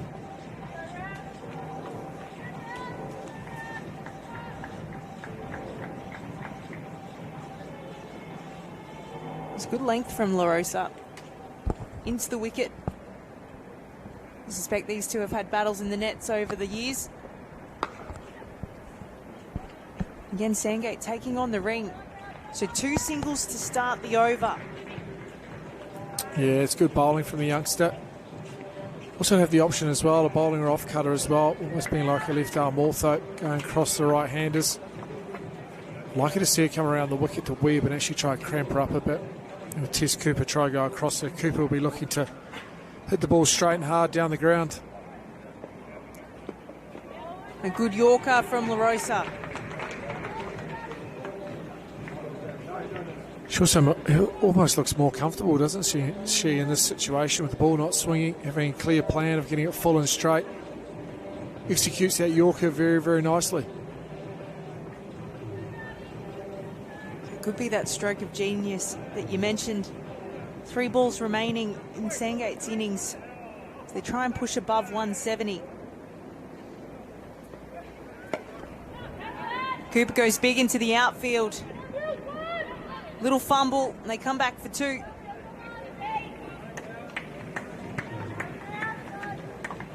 So 2 balls remaining. Cooper hasn't necessarily been the boundary hitter tonight. A couple of good strikes down the ground, but hasn't been able to really kick on. Meanwhile, Webb, on the other hand, has been timing it. So you suspect this is a free hit for Tess Cooper. She goes aerial. This field is moving underneath, but it's going to be a maximum. Yeah, great shot there from Tess Cooper. Picks the slower ball and just goes bang over mid-wicket. Just as you called it, Holly, free hit. She makes the most of it. Just our strike rate up above 110 now. It's proving to be a very, very good knock. So they've gone over 170 now. How far into it can they get with one final delivery? La Rosa looking to close out. Slow ball. And Cooper goes straight. Webb looking to come back for 2. She's quick and she gets there. Yeah, set off straight away. It's great running and match awareness from Courtney Webb. 1-2 off the last delivery, no matter what. I think it's Sandgate through to 174. You feel as though someone from UQ is going to have to go big, especially against the Sandgate bowling lineup. You feel as though bowling's their strength. They've got the score on the board. Now they've got to go out and defend it. What was the Georgia Vol show? 61 from 34. She didn't really give a chance until her wicket fell. No, she played absolutely superb innings. Look there on the screen. 10 fours, 1 maximum. Did not muck around either with the balls in between. It's absolutely a fantastic knock from Georgia Vol, especially in a final. Partnership between Tess Cooper and Courtney Webb to close it out. Cooper 43 from 39, Webb at 31 from 20. Amongst the wickets, Charlie Knott with 1 and Malloy with the other. It was really good from the young spinner. Yeah, she was impressive tonight. There was moments there, UQ actually really impressive with the ball. They just couldn't do it for long enough periods to be able to create enough pressure to stop Sandgate scoring. Just as you felt as though they're on top in periods of the game, there'd be a boundary or there'd be a wide, maybe a misfield or something just slightly sloppy in the field that just allowed Sandgate to continue on their momentum. And Wasp told us 175 in about the 12th over, and it wasn't far off at 174.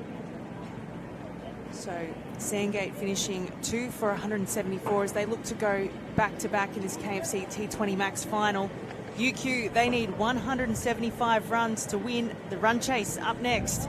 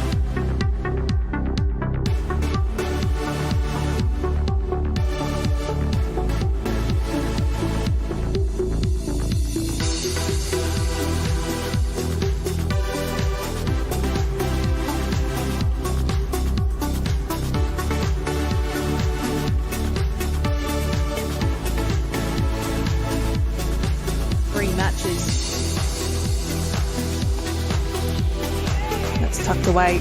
She was on Australia A duties, as was Katie Mack, as was Georgia Boll. 3 matches. That's tucked away. She was on Australia A duties, as was Katie Mack, as was Georgia Boll. First ball tonight. It's back of a length and crunched through cover. It's going to be the first boundary of the KFC T20 ball tonight.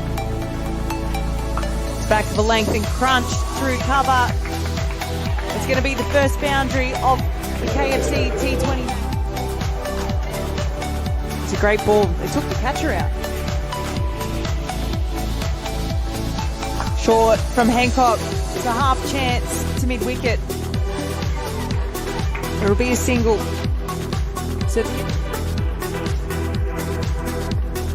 Short from Hancock.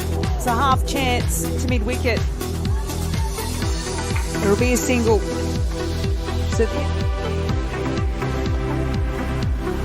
Good pace to start, but Vol works that one nicely. Good pace to start, but Vol works that one nicely. It's full again. It was a good stop by the keeper, Taylor Stuma, for years to come. Wrapped on the pads, Katie Mack. She tries to go through for a single, but sent back. We saw a cheeky six on the ball. A little bit shorter from La Rosa. Katie Mack works that one behind, and it's going to be her first boundary. Performances on the board.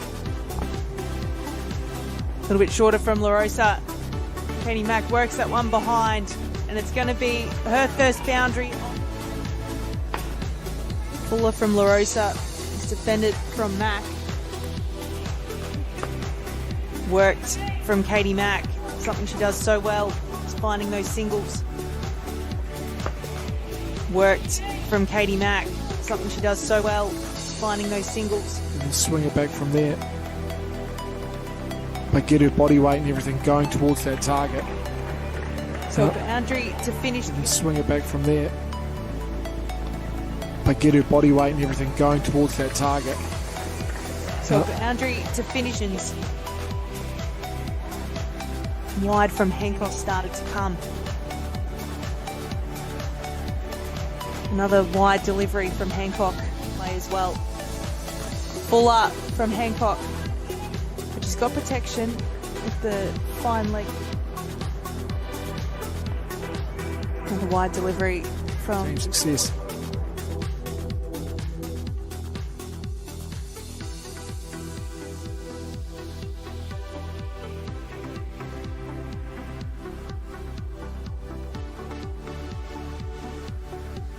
Well, it was fireworks in Sandgate's first innings, and now they're going to have the ball in hand. It'll be the UQ batters in Jackson and Knott trying to chase down 175 runs for victory. While Sandgate, they've been economical throughout the tournament, and bowling has been an absolute feature of the makeup of their team, but also how they've been able to execute. Holly Felling in commentary. I'm joined by Hamish Bennett. This is what we've wanted to see. We built it up at the start of the match. The likes of Jackson, Penna, Knott at the top of the order against the Sandgate bowlers that have been doing a job, particularly the spinners in Gemma Barsby, Lily Mills. You got Megan Dixon and Molly Penfold. Yeah, it's a great matchup, and they're both doing what they wanted as well. So Sandgate wanted to defend a score. Uni wanted to chase a score. You'd say it's both their strengths as well. At the halfway stage, you've got to say Sandgate's ahead. They won the toss, and I don't think they had dreams of getting 174. I think anything over 150, they would have been happy. But to get 174, they're ahead of this game, and you feel as though UQ are going to have to bat really well, or Sandgate's going to have to miss-execute for UQ to get over the line. And you feel as though that number 10 there, she holds a lot of weight for UQ to get over the line.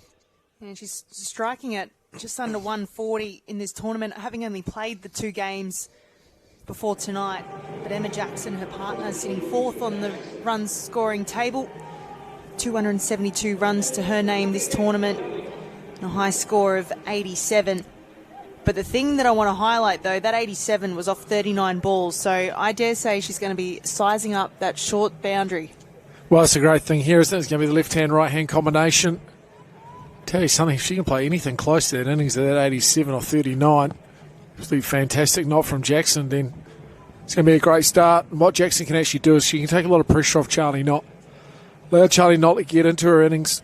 Jackson can try and find the boundary. If she can get a couple of boundaries away early, just let not Chot. I was trying to combine the name there. Not really working for me. Let Knott just go about her business. So Molly Penfold has the ball in hand for the first over of this second innings. She's been at the top of the wicket-taking list. Her and Gemma Barsby, teammates, they're tied on 12 wickets apiece.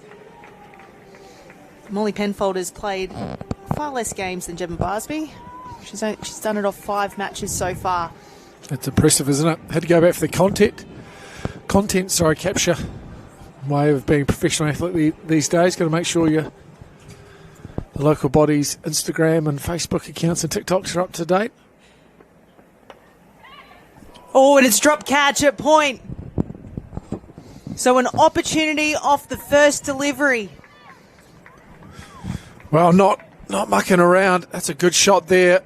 Full delivery from Penfold, swinging away. Facebook accounts and TikToks are up to date. Almost takes off Point's face. Lucky to get a hand on that. But it shows what a surface and how well not seeing it. If she took that, this place would have erupted. That would have been a hell of a grab. It was Courtney Webb at point. But right you are, she absolutely laced that one. So Emma Jackson to face her first delivery of this final. Short ball. She's been known for that throughout the tournament, Penfold. And even though Jackson is so good off her hip, you can't beat a really good short ball. No, she's not afraid to bowl it at any level of cricket. It's nice from Penfold, running with some nice aggression. That's when she's bowling her best. It's something that she needs to be able to do at the international level for the White Ferns, be able to run in, take wickets and just back her aggression and back her ball speed. So 19 games for her at the international level. That's wide down the leg side. She was actually called boulders by her Sandgate teammates because after the first 4 games, she was carrying the team on her shoulders. They thought they were a bit tight, so boulders it was. All right. When you had figures of 2 for 5, 3 for 24, 4 for 12, then 2 for 18, she was dominating that front half of the tournament.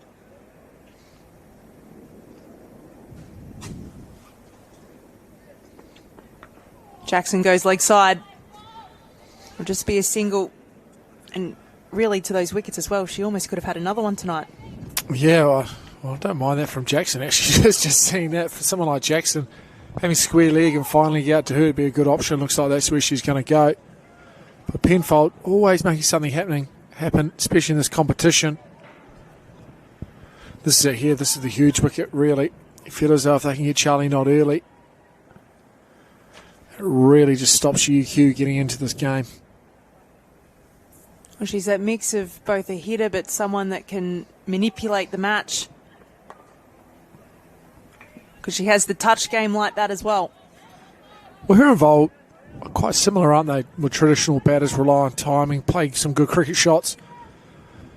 Maybe say Vol maybe goes looking for a little bit more than Knott. Knott will just react to what she gets.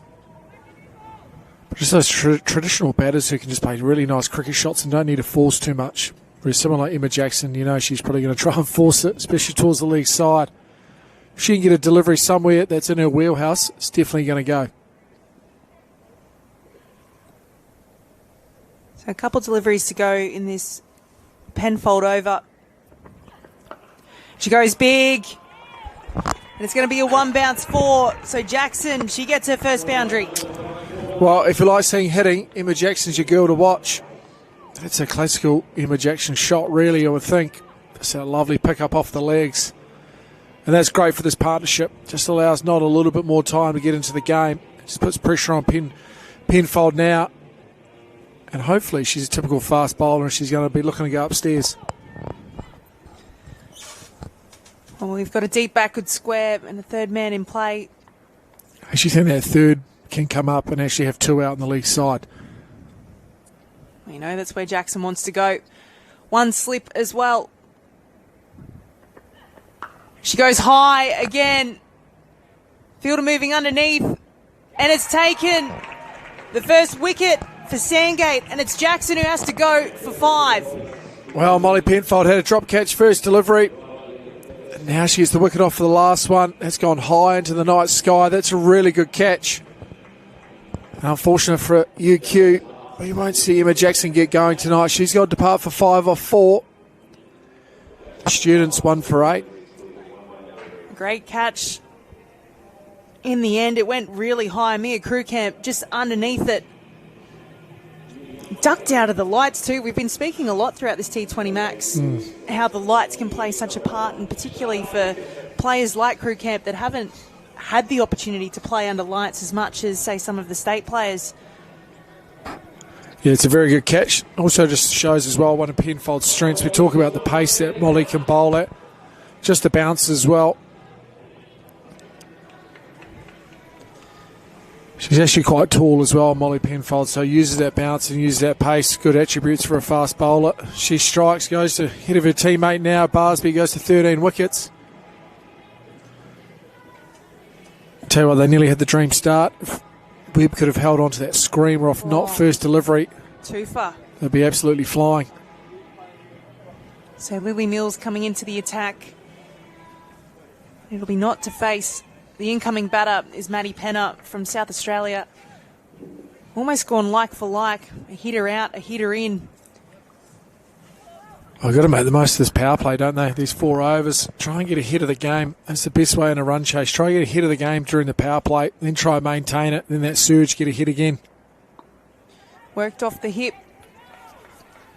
There's no run.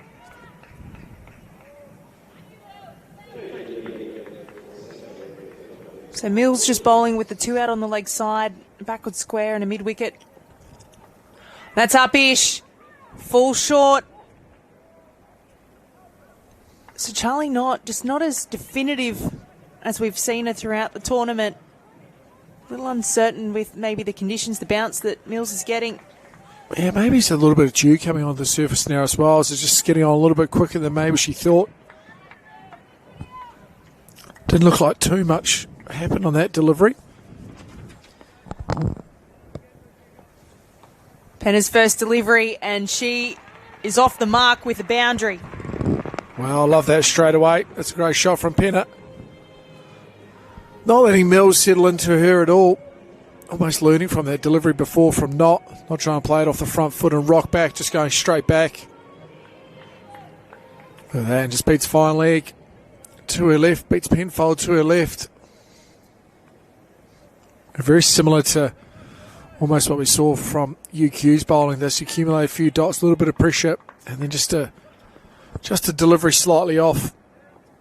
Fuller from Mills, and Penna goes straight down the ground. So back-to-back boundaries for her.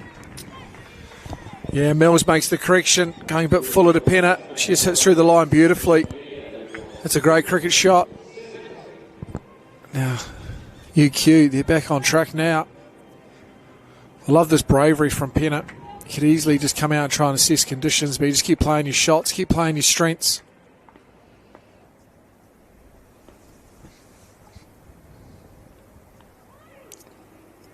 So wide down leg side. Yeah, Penna picking up where she left off throughout the tournament. She's sitting second on the run scoring list with 287 runs before tonight. And I think what you said before, Hamish, is true here. That dew just coming into effect and skidding on a bit more. Yeah, actually takes the groundsman at the break. He's still slightly dewy, so Full toss ends up being a dot. be interesting to see if it gets any more dewy as the night goes on. We see a big full toss here from Lily Mills, so if that ball does become hard to hold, it could be very tough for Sandgate. They might just bowl just the odd poor delivery that UQ can pounce on. They'll just stay in this game. So 10 off that Mills over. And UQ, they're 1 for 18 after 2. Charlie Knott, 3 off 4. Maddie Penna starting strongly with 8 off 4. Penfold's going to continue from the Catherine Raymond end.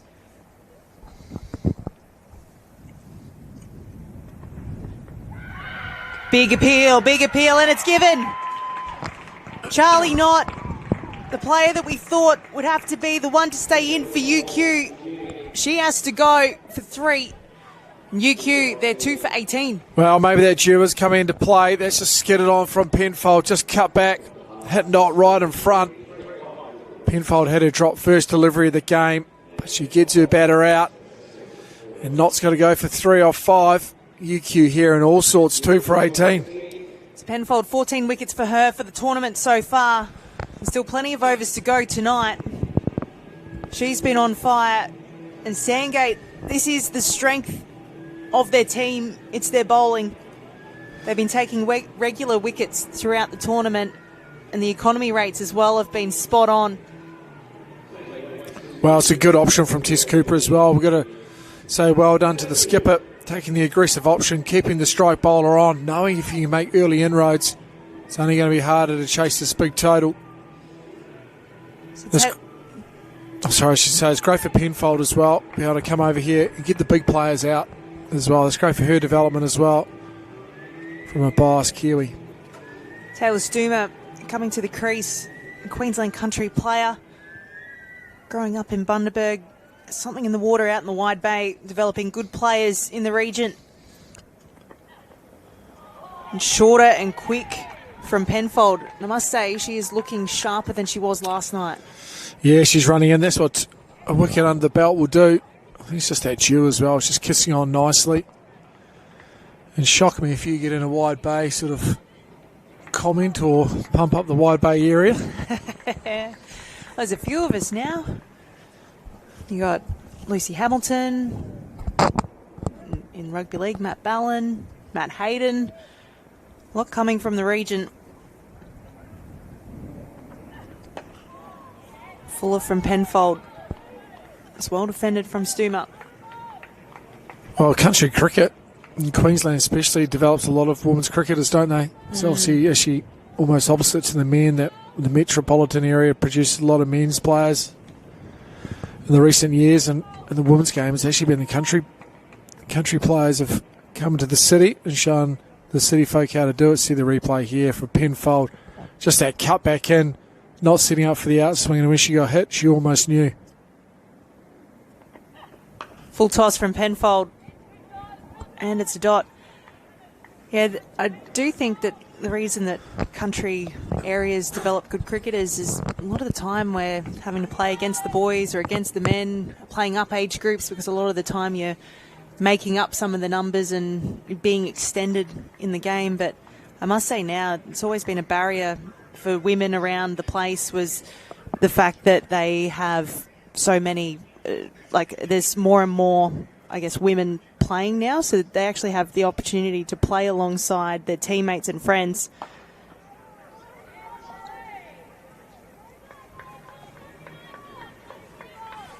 So a few dot balls here from Stoomer following the wicket. It's a really good over so far. Penfold dominating.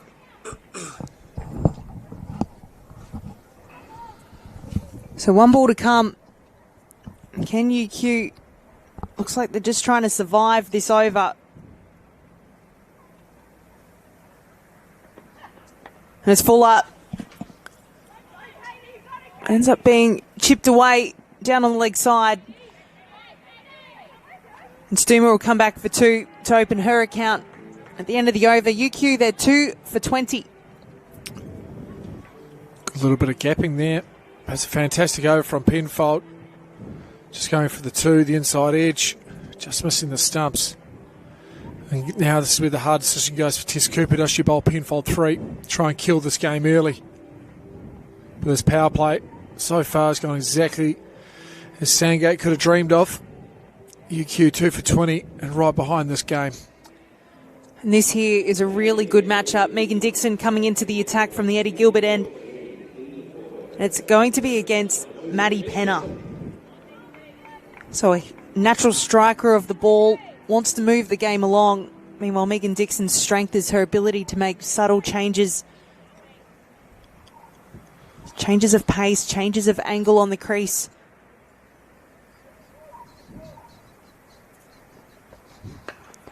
Upish from Penna. To be honest, I actually forgot Penna was out there last over. With the amount of action that was going on from Penfold. Watching it from the other end, but still great intent as well. First delivery. Trying to still find the rope. Not going away from her game plan. Yeah, for Penna, it's her hand-eye coordination that allows her to strike it the way that she does. Quite often her footwork is quite limited.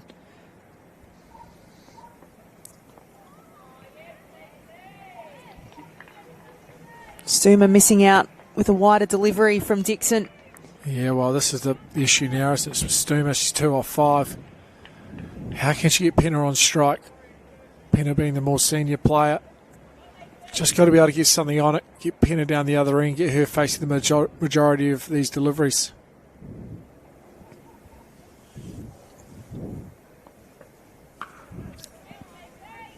There we go. She gets that single. So the run rate required is over 9 now. It's jumped up. It's what happens when there's a couple of good overs. And it's been Penfold that's been controlling the pace of the game. Would you go Penfold one more? Oh, I actually think you probably could. They've still got Barsby to bowl, Vol to bowl.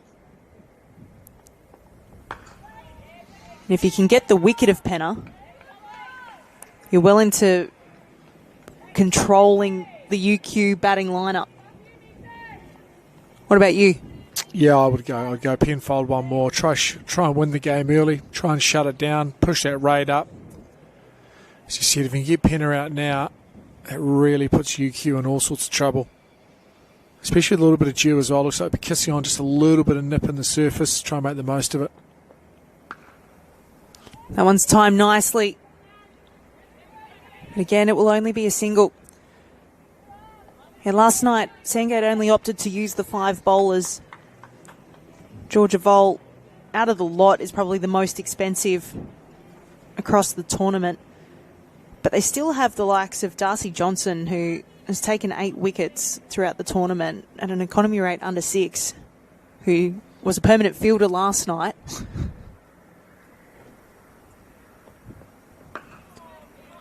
So Sandgate have plenty of options up their sleeve. At the end of the over, it's 2 for 22. It's the end of the power play as well, so comparatively, Sandgate, they were none for 43. So UQ well behind match pace at the moment. Yeah, well, this power play's all been about Molly Penfold. See on the replay here, first delivery of the game. Drop by Courtney Webb there at point, would have been an absolute screamer. Emma Jackson got a few deliveries away into the leg side. Just picked up Penfold nicely, but just went for one too many. As you see here, just went for one too many. Skies it straight up into the night sky. And a very good catch under the lights here in mid-off, just tracking back. So Georgia Vol into the attack, a bowling change.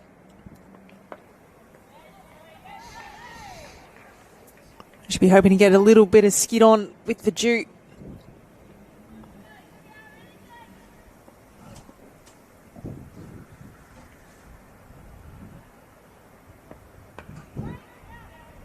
It's cut nicely, but not able to beat the fielders. So a stacked offside field for Georgia Vol. Long off back, long on, deep mid-wicket and deep square leg.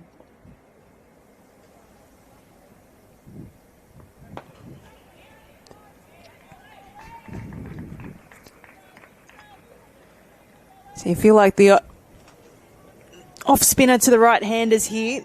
They'd be sizing up that short boundary, hit into the terraces if they can. And Georgia Vol, she is known to drop a little bit short when she does miss. Yeah, but I guess as well, Vol as well, she also gets a little bit of drifter's way as well. Probably not a traditional off spinner. I think maybe that's why she's bowling to the shorter end. But right on cue, Holly Furling, genius. Well, we play a little bit of cricket sometimes, don't we, Hamish? It's well struck. It's another boundary for UQ, and they're going to need a few more. Yeah, you feel as well now Sandgate can actually go quite defensive in the way they're bowling. And another good strike to the leg side. Gemma Barsby scooting around. That's why I'm maybe surprised Penfold didn't bowl 3. Go with a hot hand and then just get your spinners to defend. Get hit for 1 every delivery. Try and make UQ actually do something that they feel uncomfortable. Try and hit the ball in areas they don't actually want to hit the ball. They scamper through for a single. Well, we did see last night too, Sandgate were quite defensive anyway, even though they were on top with the ball. At the end of the over, it's 2 for 30. Meanwhile, Elise Villani, who was the skipper for Wynnum, she was quite aggressive, needed to be at different points as well to try and win the match, but was happy to play around with less fielders on the boundary, try and control the middle of the over, versus Tess Cooper, who almost just stuck to the 4 out. Well, completely different circumstances, isn't it? Elise Villani knew she had to bowl Sandgate out last night to win the match for the Wynnum Manly Tigers. Wynnum Manly Seagulls. But no, it's completely different circumstances tonight here for Sandgate. Dixon continuing. And there's been interstate flavour everywhere in this tournament. Wynnum had a strong Tasmania flavour. I think it's great. I think it's great for them to be around. You think of the knowledge that the other players would have soaked up off those professional players, and also just watch them go about their business, how they warm up. Just those little things that you watch, and hopefully inspired a few others to carry on some of their traits throughout the season. Hopefully they'll be back. And for Sandgate, a lot of players returning. So Katie Mack had her first season with Sandgate last year.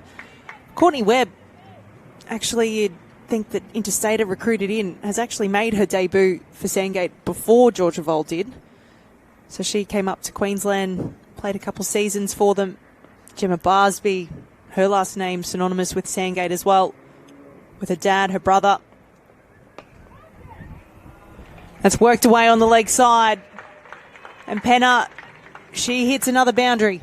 Yeah, Dixon just missing her length slightly. Sorry, her line. Penna, doesn't take much for her to pounce on anything. That's a nice cricket shot. Hasn't tried to force it too much there. Just played it beautifully off the tyres. There was a square leg fielder in there beside the umpire, but just missed them all.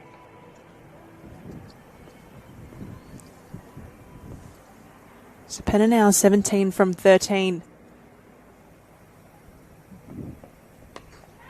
It's over the top of square leg, and it's going to be another boundary. So a half chance for Sandgate, but Penna goes bang bang. Yeah, nice here from Penna. Square leg almost jumped a little bit early. Maybe she thought it was coming a little bit quicker than it did. Just got enough elevation there, Penna. Doing exactly what UQ need. Geez, Dixon hasn't missed by much there. That's actually not a bad length. So 10 off the over so far. How does Dixon respond? Slightly slower, outside off. Gets Penna off strike. A sense of Penna can face maybe 35, 40 deliveries. Can be well within this game, UQ. She's just going to need someone to stay with her, rotate the strike. Doesn't matter if it's league buys, whatever it is. Just get Penna to the other end, face as many deliveries as possible.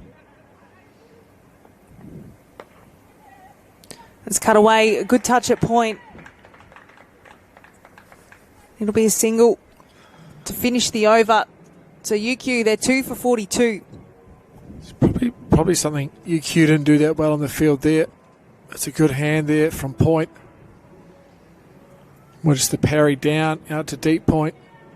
Just saving at least 1 run, if not 3 runs through a boundary. So Courtney Webb staying in the action there at point. She's had a hot chance put down, but defending really nicely now. And Gemma Barsby coming into the attack. This will be interesting to see whether she bowls left or right-handed. Stuma's on strike, but Maddie Penna, her South Australian teammate, would have faced plenty of her in the pre-season. Yeah, it was only the 2 deliveries last night with the left arm. She begins right arm. It's hit over mid-wicket. That's perfect gapping. Just right of mid-wicket inside the ring, and mid-wicket on the fence. There's actually quite a few metres off. Lucky she didn't get caught out there at deep mid-wicket. Could have easily gone for a boundary. This it's actually good work running around.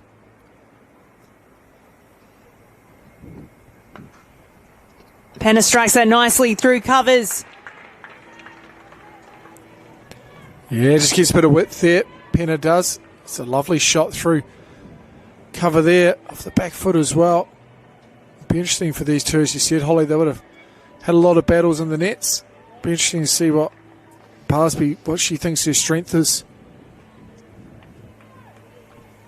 Well, we've got 3 out on the leg side, and a long off as well. Might see some changes of pace from Barsby throughout this over. Look how much long she's taking to drive the ball as well.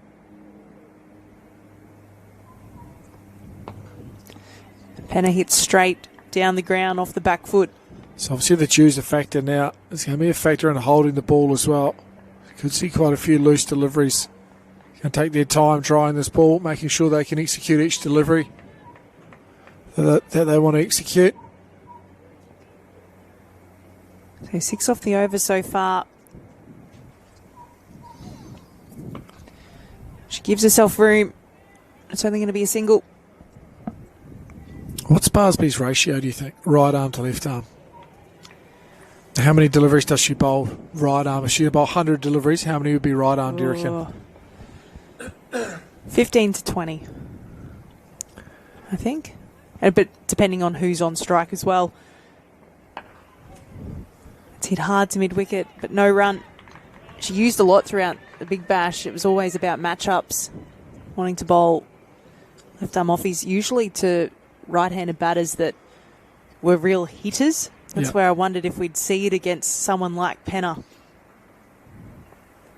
Pace off, an appeal, but the umpire remains unmoved.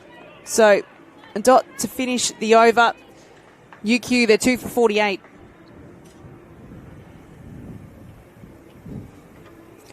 So 6 runs coming from the Barsby over. And after a boundary from Penna, Barsby really brought it back and finished off strongly. Do you think sometimes as teammates, maybe it might depend on the people, but is it an advantage to the bowler or the batter having faced a lot of you throughout the pre-season? I think it's a bit of 50-50. I think they both know what they're going to do, don't they? Probably exchanged a lot of verbals through net sessions. It's just that bravery, isn't it, as a batter? You can always be brave in the nets. Mills into the action. It's in the air. And it's taken. So Mills with her first wicket tonight. And it's Stuma that has to go. She's out for 11. And UQ, they're 3 for 49. Yeah, and that's what run rate pressure does. Stuma just trying to have a go there. Just top edging it. Easy catch at cover there. And great way for Lily Mills to open her account. UQ now, well, you'd say they're in all sorts of trouble. Trying to chase this big total that Sandgate put on the board. They're 3 down. And without even 50 on the board.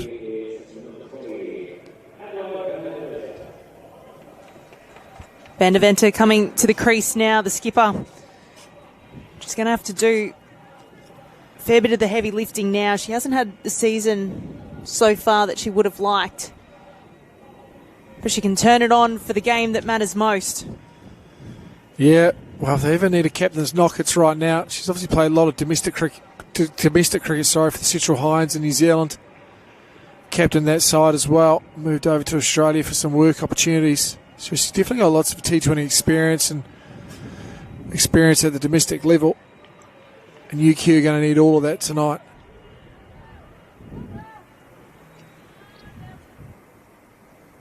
Knowing Unlow, though, probably no matter how many runs she's got, she's her harshest critic. It'll never be enough. So I think the 43 runs this tournament so far. Mind you, though, she hasn't had to do too much of the work when you've had the likes of Jackson and Penna doing most of the damage. Something that she mentioned to me at the toss was that this club has a lot of strength down the lineup.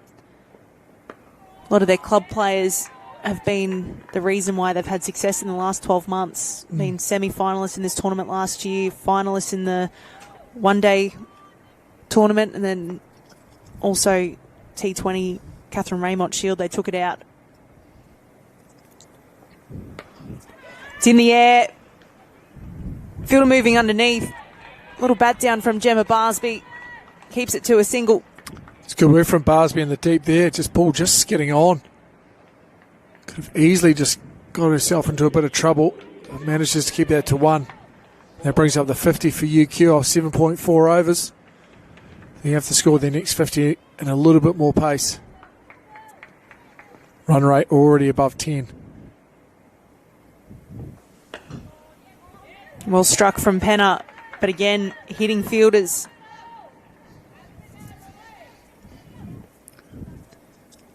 Final delivery. She goes back. It's a tight single. They make it. So at the end of the over, UQ, they're 3 for 51. A really good over from Lily Mills. A wicket and 2 runs. So the equation now, UQ, they need 124 from 72 balls. As you said, the run rate well and truly over 10. So how do these UQ batters, Hamish, go about it? How can they make a little dent in the run rate? Do you try and knock it down now, or do you just keep going along, get yourself into the innings? Yeah, well, that's a great question. For me, they've probably got to try and, well, through 8 overs now, maybe the tactic is just to get through these 2 overs. Obviously, you get the scoreboard ticking over, don't lose another wicket. And then the beauty of having the power surge is they can take the surge straight away and then try and score 25-30 off the surge, try and get themselves back to parity somewhat, and then hopefully use that momentum to continue through the whole innings. But then they've got to pretty good look for a boundary in the first 2 balls of the over, no matter how that looks. Try and just take that pressure off in the over, so the rate, and if Molly Penfold bowls good over this over, the rate could push close to 11. And with 11 overs to go after this, that's very stressful, I would have thought, for the batting side. Penfold figures of 2 for 10 tonight. It's good captaincy here from Tess Cooper, though. Obviously knows this is the big partnership. She can break this, get Penna out. Another nail in the coffin, you would think, for the students. Slow ball to begin. She's got a deep cover fielder, deep mid-wicket, deep square and fine leg. Bit of turn from Penfold there. Turns it, starts it from outside the wide line and just turns it just inside the wide line. I think Penna would have been expecting that first delivery. So what does Penna do here? Does she try and target straight, or will she go to her favoured square? She's got fielders to beat on the boundary on the leg side. Instead she works to where mid-wicket would be. Now this is potentially where you could bring another fielder up. I like how they're going to drop third. Just if Undervented finds the outside edge, they're bringing deep mid-wicket up. Got to get mid-wicket inside the ring on the 1, get cover on 1. Just try and stop that single try and get 1 or 2 dots here.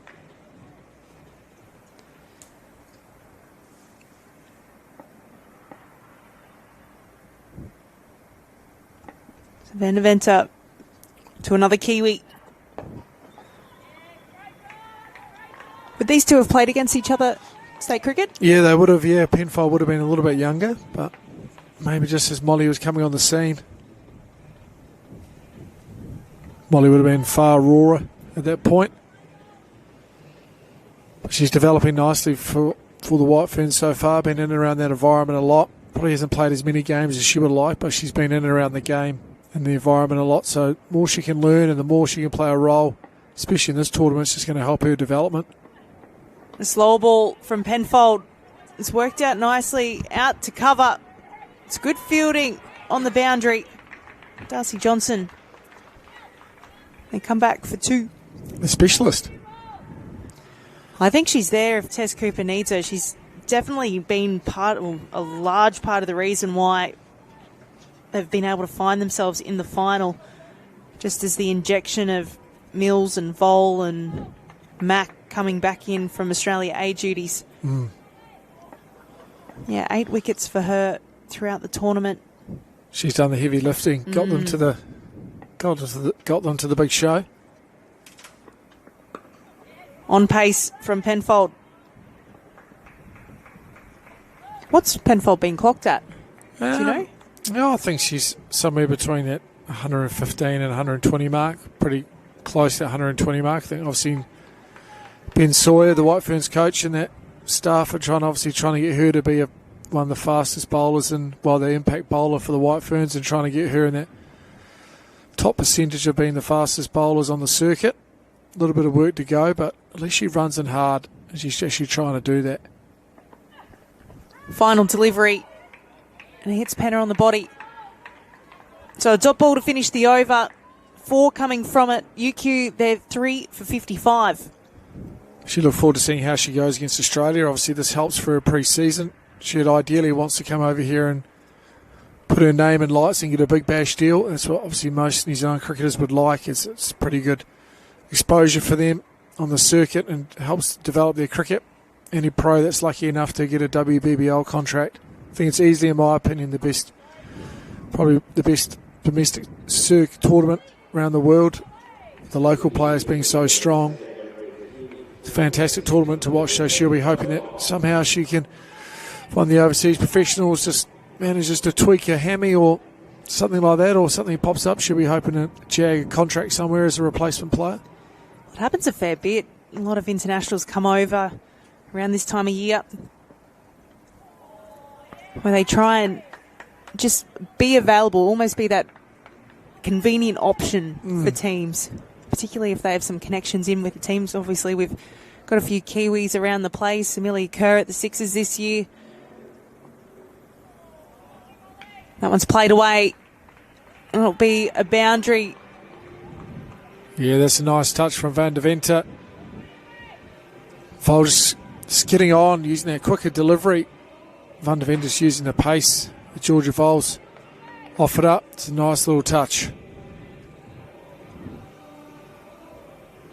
Yeah, so Kerr at the Sixers, Devine at the Scorchers. So there's enough connections around the place to put your hand up, see if you can get a replacement contract. Also as well with the T20 World Cup before the WBBL as well. Just unsure of some injuries. There's actually a little bit of cricket beforehand, a few international series as well, before and just after as well. So plenty of cricket before the WBBL takes place. It's a congested domestic schedule as well. So for some of these local players even as well, someone like a Jackson that has done well throughout the tournament. Big appeal. The umpire not interested for Jackson and the likes who've taken wickets and scored plenty of runs. No doubt Mark Sorrell and the Brisbane Heat Brains Trust are keeping their finger on the pulse as to who might be able to come in if an injury was to happen. Well, sport's all about timing, isn't it? You just got to take your opportunity if there is one. I'm sure, as you said, Holly, amongst the 8 franchises, there will be an opportunity for someone, and this is a great tournament for someone to put their name in the lights and hopefully get picked up. So a change in the field doesn't change the way that Van der Venter's going about it. Now got short third in place, mid-wicket taken out.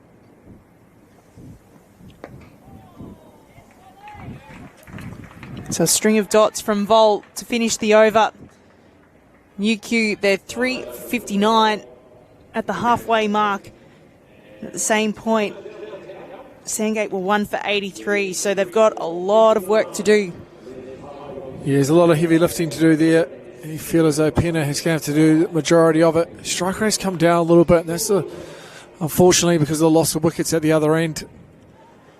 So UQ now need 116 off this final 10 overs. And that is a very big ask. It's massive, but if you look at their lineup, it has to come from these two. Penna, more so. Yeah, well, Nicola Hancock can come in and strike the ball as well, but you don't want to leave too much on the plate. You want her to be able to come in and play a cameo to get UQ across the line. Barsby into the attack and has been dispatched onto the terraces. Well, as soon as Penna hit that, that's a fantastic shot. I heard I think it was a teammate downstairs yell out shot as soon as she hit it. So they knew back in the sheds that was going over with half a dozen. That's a great start to the over. Now, can this be the over they get 15 or 20 runs off it?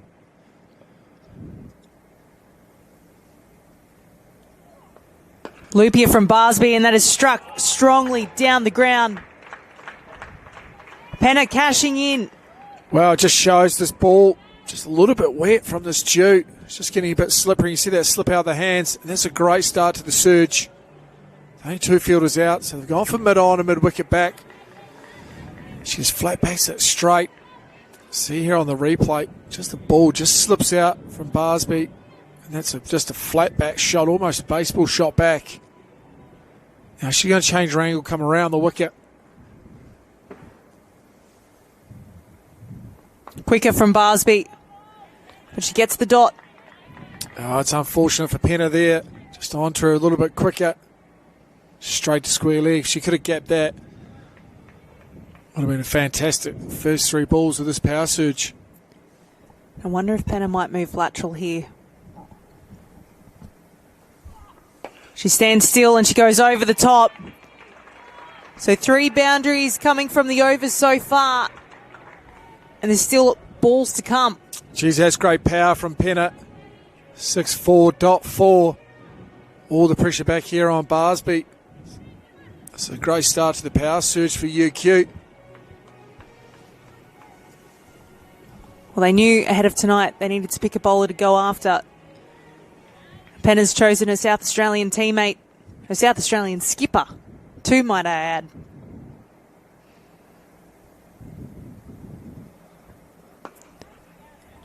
A better length from Barsby. Yeah, changes pace as well for Barsby. Clever bowling. Surprised she hasn't gone left arm though. Just purely from an entertainment point of view. Full toss is dispatched. So Penna, she takes 4 boundaries from the Barsby over. And UQ, they're 3 for 77. It's a great start to the power surge. See on the replay here, just this ball just hard to hold. I tell you something, that must have been close to being a no ball as well over hip height.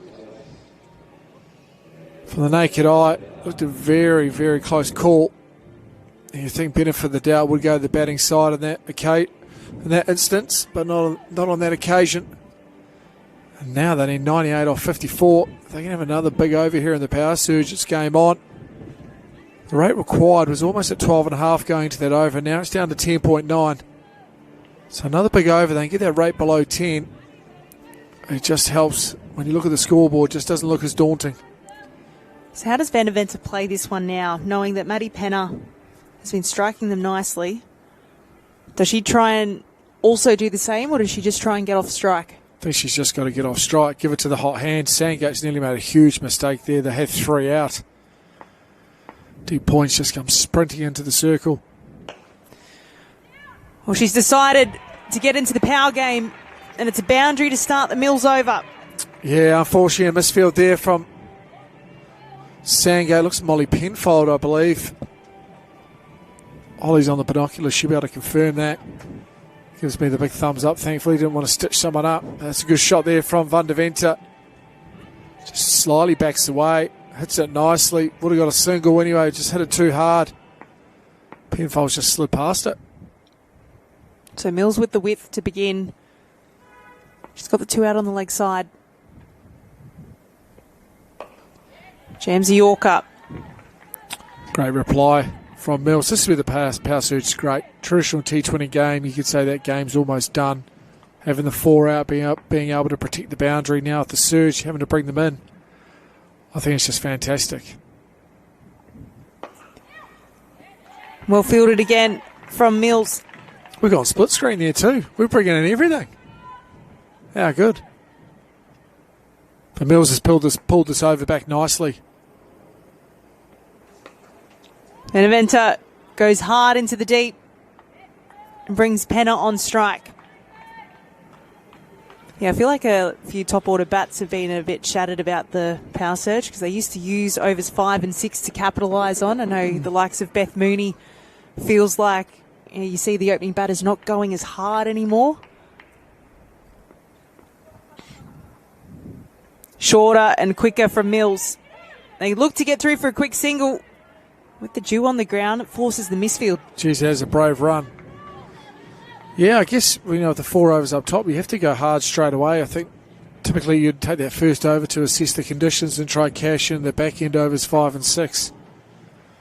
So it has made the tactics from the batters and also the coaching staff as well, how your lineup looks. Final ball of the surge, and it's dug out. So really well bowled from Lily Mills. Only 6 coming from it. UQ, they're 3 for 83. Geez, that's well bowled from Mills. Way to close the over out because it's nice flight as well. But then it's bang right on point. Perfect Yorker. And all Van der Venter can do is just jam down on it to point for a dot. So now the required rate. They need 92 from 48 deliveries. They're going to bring back Penfold as well. Looks like to try and get a wicket. Have the 4 out. Wouldn't be surprised if we see a little bit of chin music here. Maybe try and get up Penna. See if she's going to take the short delivery on. Got 3 out on the leg side. Fine leg, square leg, mid-wicket. Then they're going to go deep cover. So I was suggesting going to try and cramp her up, take that width away from her. Or she's going to try and hit her in the badge. Well, she doesn't like the short ball, Penna. She'll play at it for sure. But it hasn't been a strength of hers over the seasons. That's pulled away out to the fielder in the deep. Pace off again from Penfold. So went against, who are we to comment? It's just the ego of the fast bowlers in the commentary box. We want to see fast. We want to see fast. We want to see rockets. We want to see the batters sniffing the leather. I'm not too sure who approved this either. 2 fast bowlers commentating. No, yeah. Split screen again. Here we go. How good.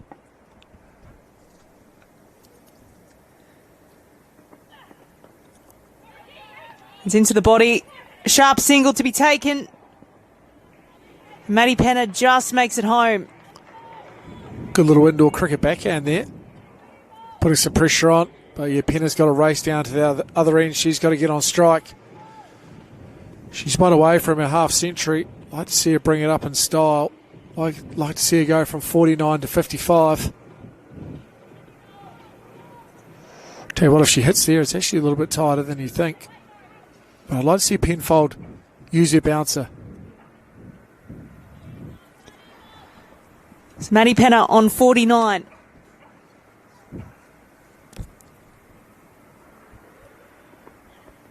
She goes straight and big.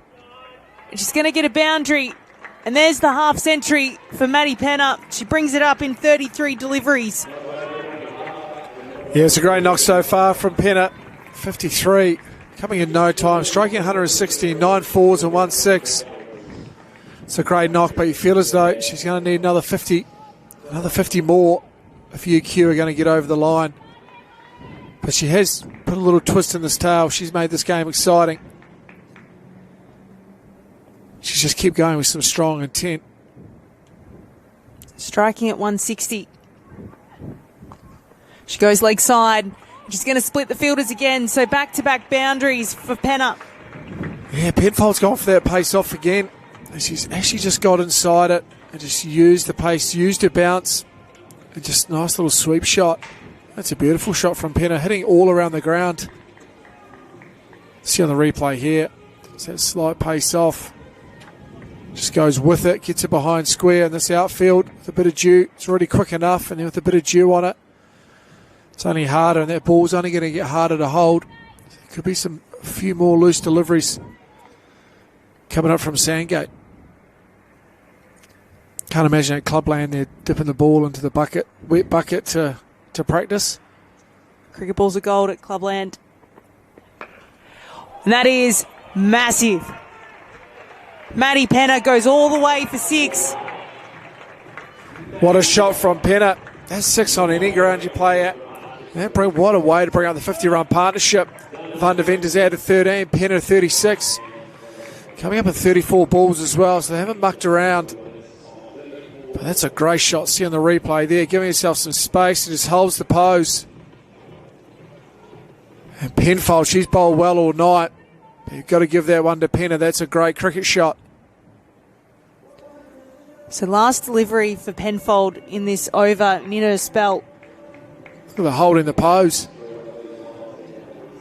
There's a few photographers here. There's one actually side on at deep cover there, deep point. Could have got that shot perfectly. Hopefully he did. So plenty of time for discussions for Sandgate as they retrieve the ball. Isn't it amazing though? UQ have had 3 really good overs these last overs, you'd say. They've got the momentum, wrestled it back. The rate's still 10.6. So just they have to keep doing this for a lot longer. Bounce up.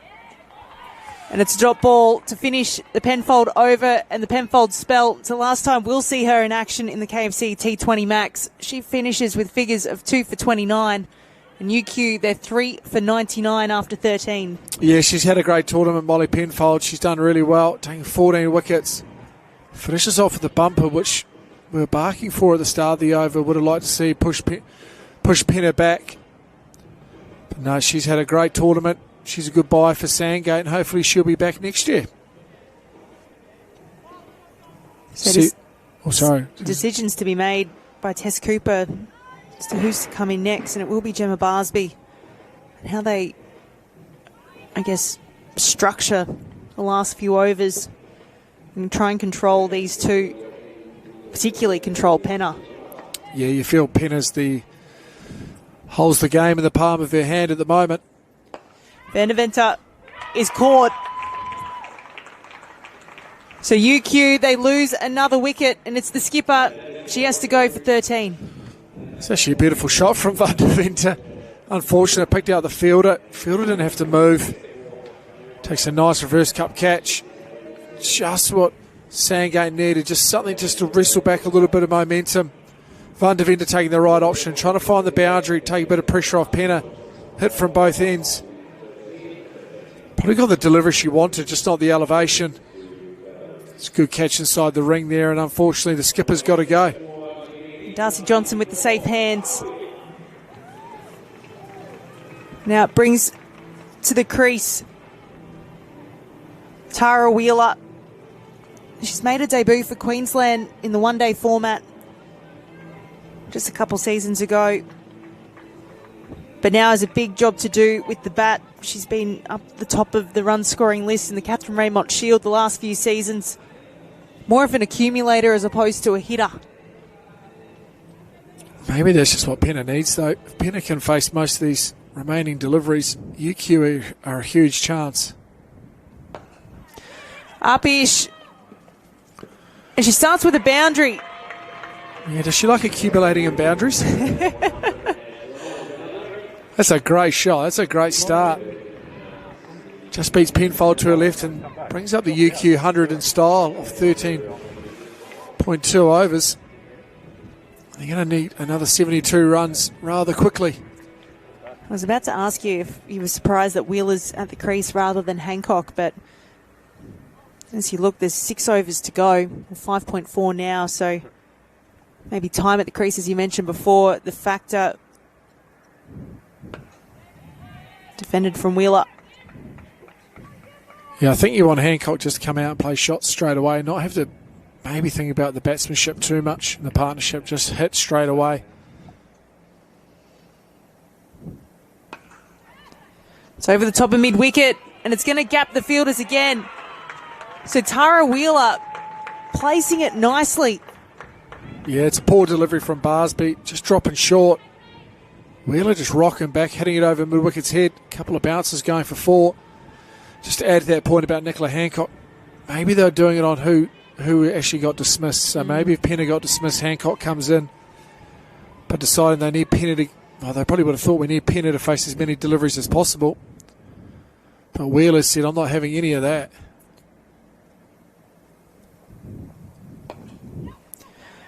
Good drive from Wheeler. They get through for a single. So already 9 off this over and a ball to come. It's a good little counterpunch from UQ. Let's look up. The run rate required is still just hovering just above 10. So that was the case a few overs ago as well. Driven nicely from Penna. Another boundary. So a big over for UQ. They're 4 for 112. Well, just as you thought, they lost their skipper, Van der Venten, you thought it'd be Sandgate's over. UQ get 13 off the over. And Wheeler's had a great first 4 deliveries. A couple of boundaries and getting off strike. And then Penna just plays a beautiful drive. Barsby just over pitching. Now UQ needs 63 off from 36. And this is completely game on. This is going to turn into a great game of cricket. If I get my words out. You just felt that they needed to have.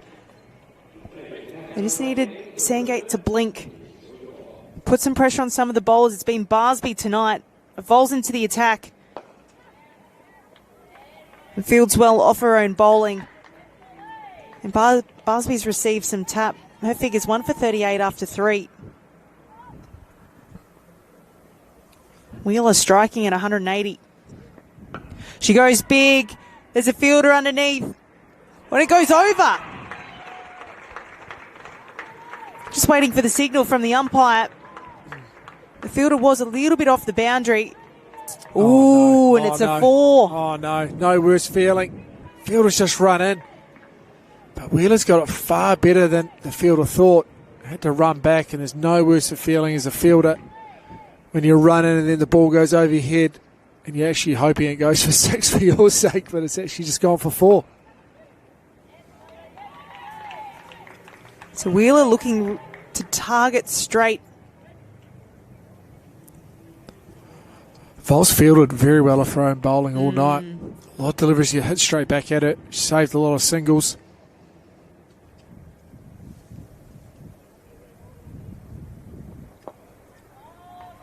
A little leading edge. This little crack starting to show. But Wheeler finding the boundaries quite comfortably, but probably just not finding the sweepers as well.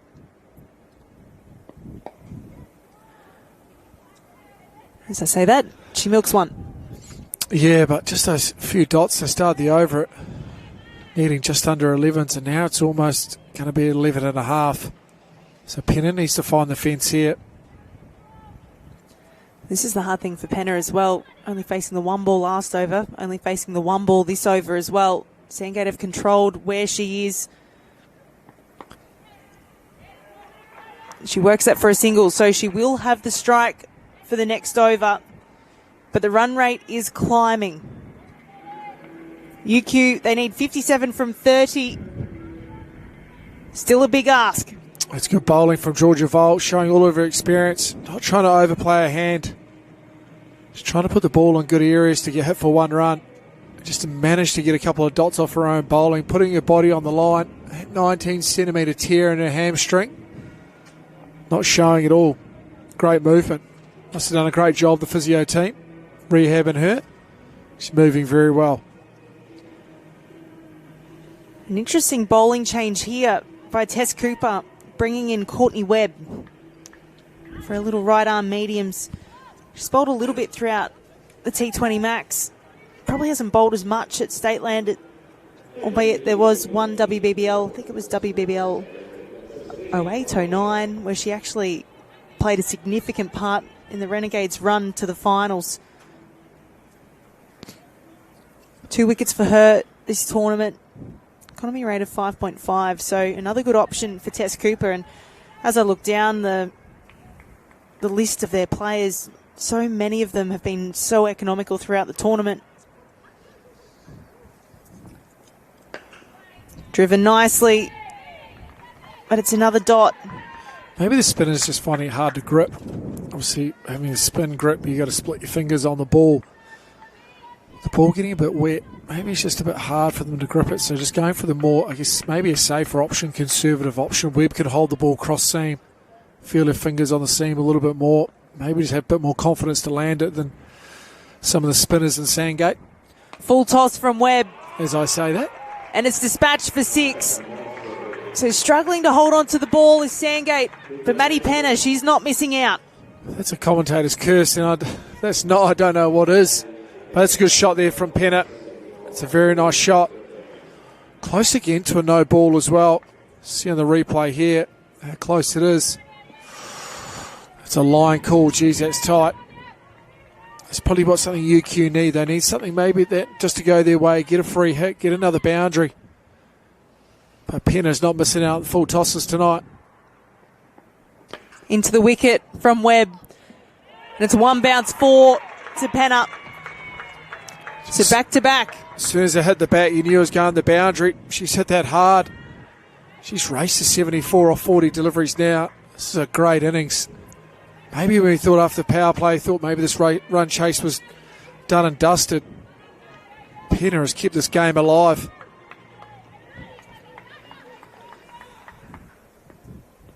So Penna 78 from 41. Another full toss. It's up and over. 6, 4, 6. Well, Webb, she bowled that full toss. She tried to make the adjustment going into the wicket. Penna sat back, smashed it for 4. Now she probably just tried to bowl the Yorker, try and get Penna off strike. Another fully. Penna now gone to 84 off 42. Strike rate of 200. What an absolutely fantastic knock. So the first time in what would be 12 overs, the run rate required is under 10. That's through up. Oh, that did not miss by much at all. Another coat of varnish on the bails, maybe.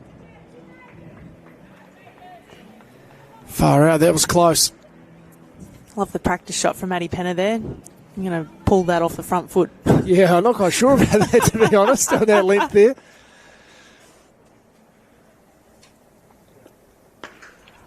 And that's hit straight and hard again. So Maddie Penna, it's been her over. 20 coming from it. And UQ, they're 4 for 138. Yeah, just what she needed there. We've tried to run her fingers across the ball, take some pace off it. Penna just smashed it past her, just bullied it. Mid-off, no chance of stopping that. Halfway down the wicket, almost practicing that pull shot, but it was the straight pull, the strap pull. UQ now, they need 37 from 4 overs. Rate required under 10. And he feels though as long as Penna stays at the crease, UQ could do this easily. Well, at the same point of the game, Sandgate with 2 for 134. So they're 4 runs ahead. Megan Dixon coming into the attack. They go to the experience. The player that stands up in big matches. They needed to do it right now.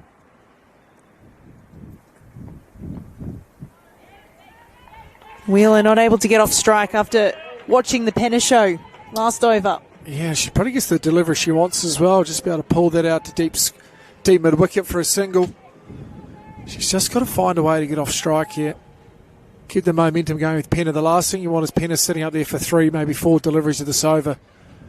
And the rate building, but also Penna losing her momentum with the stick.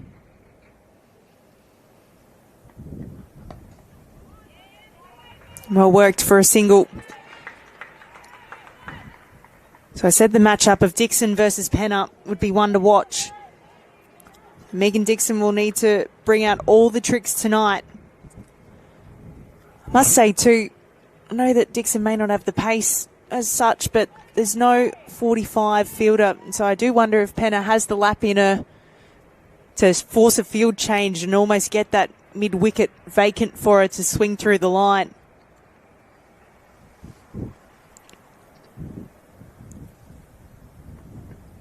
Gives herself room and just goes there anyway. Another maximum to Penna. There's no fielders in the air, Holly. That's a great shot. That's gone into the practice wickets. Penna isn't worrying about any of the fancy stuff. She is just bullying it. She's now gone to 94 from 45. She saved her best for the final. Gee, she's hit that a long way. That she has. And top score so far has been 86, so she's topped it tonight. Can she continue on? She's only one blow away from bringing up the 3 digits in style.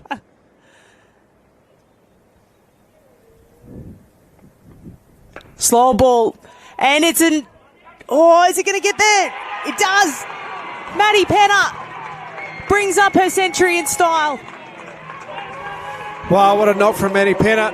That's a beautiful innings. 100 off 46 deliveries, striking at 217. 13 fours, 6 sixes. And you deserve to raise your bat. Dixon, look at that change of pace out of the back of the hand.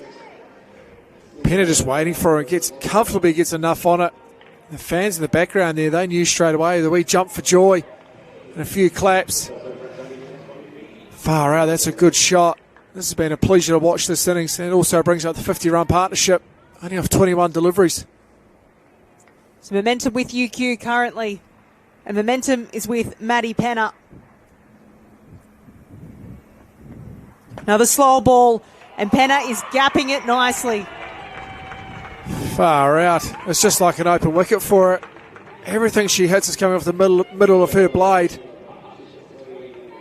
Dixon trying to pull out all the stops, but this is what happens when the dew comes on the wicket. The ball can't actually grip into the surface. It just kisses on like an indoor surface. And that's all it's doing now. And with this ball so hard to hold as well, it's actually really hard to hit Yorkers and to hold the ball. Penna just making the most of it. So the thing to note is that Sandgate won the toss, elected to bat. We're backing in their bowling to suffocate UQ. But Maddie Penna has been standing up with one ball to come. She goes straight and retains the strike. So UQ, a massive over for them. They move to 4 for 156. And almost now just need just over a run of ball, 19 from 18 deliveries. The difference tonight though, Holly, is there's no wind. So last night was actually cool conditions, very windy, keep the dew off the surface. Whereas tonight, they would have experienced that last night. I thought, well, the dew's not a factor, it's just a myth. Whereas tonight, a lot stiller night, not as much wind in the air. That dew just being able to set, it's made a massive difference on the conditions. 39 coming from the last 2 overs from Courtney Webb and Megan Dixon when they went to the mediums to try and hold on to the ball a little bit more when the spinners haven't been. But now Lily Mills, she has to do a job for her team. She was economical in the surge. She jams a Yorker to begin. Now this is where Tess Cooper has to get her thinking cap on. How can she bowl a few dots here to wheel it? They need 18 from 17. You just can't keep it at run a ball. You've got to try and somehow get a few dots, make Penna play a risky shot. Otherwise you feel it's going to be done almost next over if Penna faces enough deliveries. So Wheeler's job here, just get off strike. But she decides to go up and over and splits the 2 out in the deep. Well, when you've got momentum, run with it. Yeah, Wheeler's not having any of that. She says, I can match you easily. Just as we're thinking about, maybe she can just rotate the strike, get Penna back on strike. She just gets her delivery just a bit full there from Mills. Sits through the line beautifully. And just hits it dead straight. The 2 Sandgate fielders almost collide as well. Probably unsure of who's going to go for it. No call. But it could just be a wee twist in this tail though. T20, that is a funny game. Full toss. Oh, great save on the boundary. Georgia Vol. It's just the way our game's evolved. Great fielding there from Georgia on the boundary. Just touch unlucky. I thought maybe they was going to sail for 6, but she saves 5 runs. And again, that is close to another no ball. Look at that. Yeah. It's a great bit of work. It's unfortunate for Wheeler. Just need to get a touch more on it.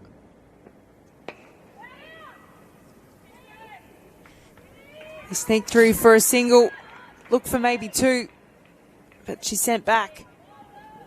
So they've been scoring well, UQ. They've had the boundaries coming, but also the singles, rotating that strike. Also, Sandgate is stand backish now, aren't they? As well, just from the onslaught that they've seen. It's just you stand on the ring, you're just trying to survive. Oh, that has to be a no ball, and it's called.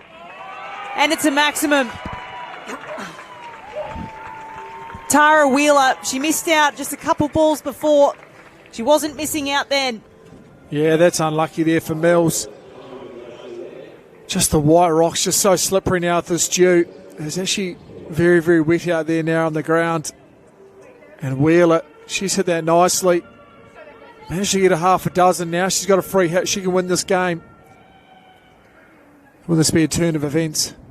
Another full toss from Mills. The umpire signals that it stayed below waist height. So 4 required. Maddie Penna's on strike. And Hamish Bennett, you sense that she might try and do this now. Well, you hope so. Imagine though, at the 10 over mark, if I said,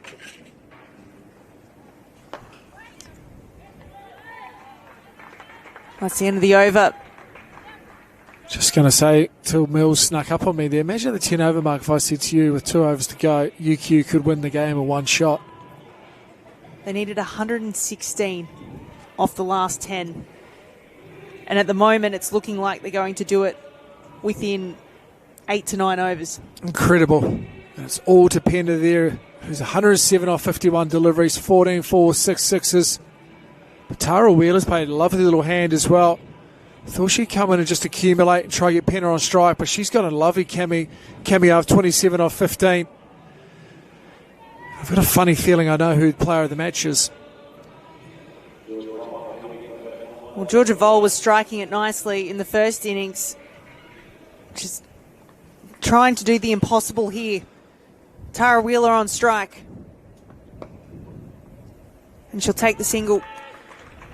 Yeah, it's a clear winner, I think, in my mind, as to who the player of the match will be. Maddie Penna has done it off her own bat. Who's your player of the tournament? Oh, Throw your rule. Just with 3 runs to go. and a dot ball. Molly Penfold. I think the way that she was bowling off the limited games that she played as well and the impact that she had, she was the reason that Sandgate started the way that they did. And Penna drives that to bring up the victory for UQ. It's been a wonderful knock from her. 111 not out. And UQ, they've forced the upset. They finished top of the table, but they felt like they were up against it. A team full of state and international players. And they've stood up. Far out. What an innings there from Penna. 1-1-1, not out.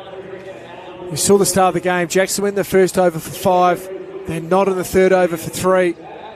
See in the replay there, Penna brings up the winning runs with the boundary. And the big hugs there, and Penna and Wheeler deserve that. That's a great partnership as well.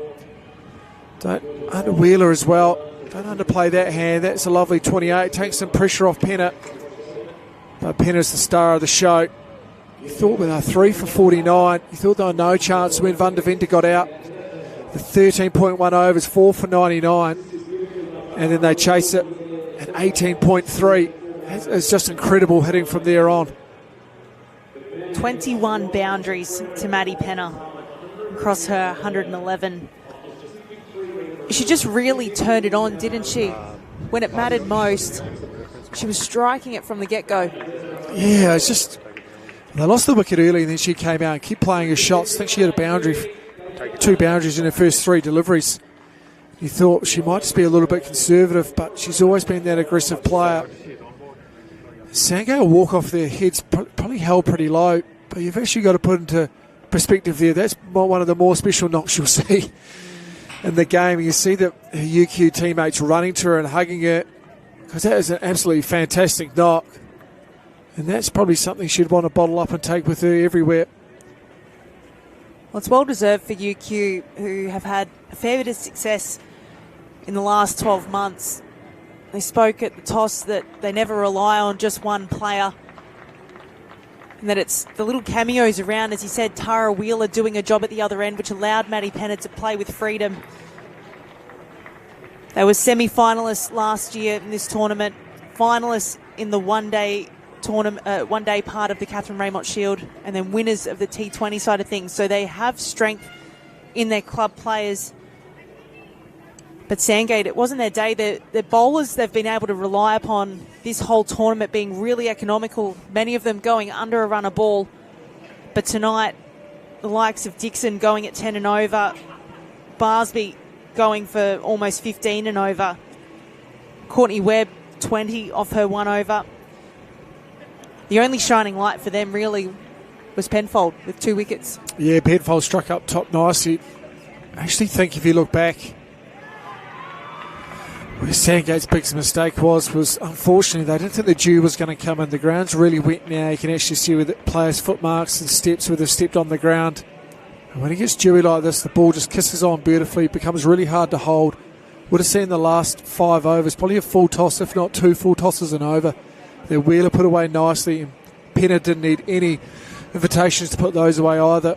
And that's probably just what, unfortunately, where they just made their mistake, was just not thinking the dew was going to come, and the dew just plays a huge factor here at Allan Border and at Ian Healy Oval throughout this tournament at this early stage of the season. Well, Tess Cooper said that she felt the wicket was a good one from the night before. We've mentioned throughout tonight how different conditions were. Windy last night, so dew not a factor. Less windy tonight, and it's just rolled on in. For UQ, you just see the smiles on their faces, how much this means to them. Those pressure moments, and as you said, at the halfway mark, they were 3 for 59. They needed 116 from the final 10. They did it with 9 balls to spare. That's just incredible batting, incredible hitting from both. But also this ground as well, to go back to those stats that the nerds do offer us. Everyone chasing here has done really well. The games on KO have seen, if you've been chasing, or you've got a really, really high score in the first innings, but mostly chasing, teams have chased really comfortably here. Bowlers just struggling with these wet conditions. Outfield lightning fast. Boundaries, one side's obviously been shorter than the other just due to some of the bigger games that Allan Border has coming this year. We've got a women's one-day T20 International coming up, under-19 Women's Tri-Series, WBBL, Shield Cricket, one-day cricket, WNCL, so a lot of cricket on this ground. So the dimensions have been a little bit more difficult for the bowlers. You've just got to be able to adjust. But UQ, deserved winners as you look at the score sheet there. Maddie Penna, 111 off 53. Unbelievable knock. It's what you want from your state players, to stand up in the times that it matters most. Not to mention Georgia Vol at the top. She was her damaging self, as we saw, but outdone by Maddie Penna. Shortly, UQ will have the opportunity to lift the trophy. Just speaking about finals, there's so much more action to come with the KFC T20 Max. This wraps the women's side of things, but a couple of semi-finals coming up. Friday night, also on KO, starting at 6 p.m. here at Allan Border Field. It's Redlands versus Valley. And these two have been, the 2 picks for me watching throughout this tournament. So it's fascinating that they're going to come up against each other in a semi-final. Both Marnus and Uzi locked in for that one. And then as well on Friday night, you've got Norths and Sandgate. Got Josh Brown and Swepo in as well. So the Stars, Hamish, they're coming out in force. Yeah, Jake Winter as well for Sandgate has been incredible as well. Got a lovely 100 out here at Allan Border Field just last week against Turnbull. So there's been some players that have really stood up through that competition as well, but really looking forward to the head-to-head battle between Usman and Marnus. I'm sure there's going to be lots of verbals traded, but also out here as well, we saw James Baisley play an incredible knock the first game as well against Valleys, where him and Jack Waldemuth actually went at it. Both got 80 odds. And that was a fantastic game we saw in the opening game here of this KFC T20 Max. So looking forward to Friday night. And to be honest, I don't really know who to pick out of those games. I'm unsure of what the final will be. Yeah, it could be anyone's game, as we've seen tonight, with UQ forcing a real upset against a star-studded Sandgate. It's been the fascinating thing throughout both sides, the men's and women's, how they've been able to have some of their interstate players come in at different points in the season, which has changed the way that the tournament's played out, some of the results that have happened across it. But it's all smiles for UQ. They're certainly happy.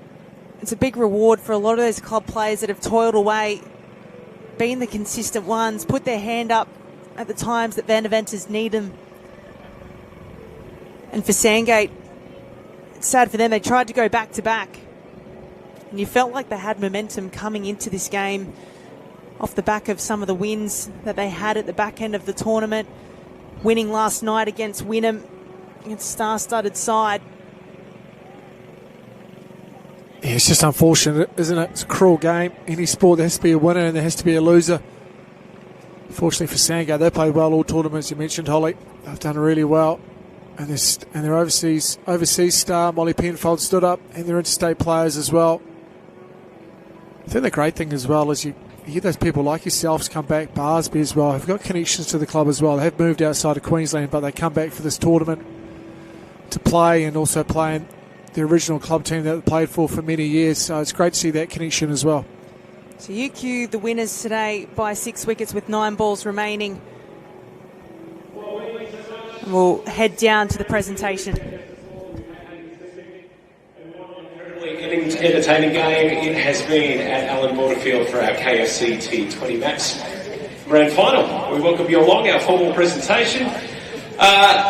Your attention that you've given us here tonight has been well rewarded with what was a very entertaining game.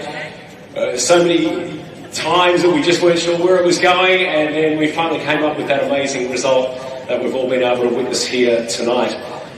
Before we commence, there's a couple of people in particular that we do need to thank. Without their efforts over the past 3 weeks, a tournament like this just would not be as successful as it was. Firstly, to the ground crew at Allan Border Field, led by Tony Potter. Thank you very much, gents, for your efforts in preparing this world-class facility. I can only begin to imagine what a privilege it would be to play at a fantastic arena like this. It's wonderful just to be a spectator here as well, so thank you very much. I'm sure all clubs and players are most appreciative of the incredibly hard work that has been done by the crew. Alongside this, a big thank you to each and every volunteer that has given up their time to be with us here tonight. We thank you very much. We can't do it without the volleys. They do an incredible job at working tirelessly behind the scenes and absolutely delivering and making competitions like this an absolute success. So again, please, a round of applause to our volleys. Turning the attention now to tonight's match, and please put your hands together for our scorers. Lisa Bingham and Darren Earnshaw, thank you. Up in the engine room upstairs, did a great job. Our scoreboard operator, Peter Gagan as well, thank you, Pete. Also, I'd like you now to join us in congratulating our umpires in the form of Nathan James, Tom Logan and Ben Farrell as they come forward to collect their winners.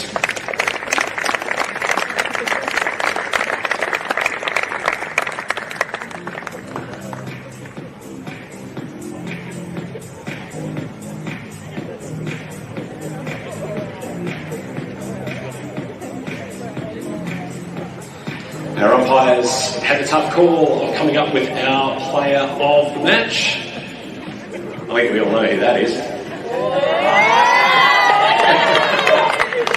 might have something to do with that 111 run knock of 15 boundaries, and I think it was about 6. I lost count about the maximums. Matty Penna, please come up.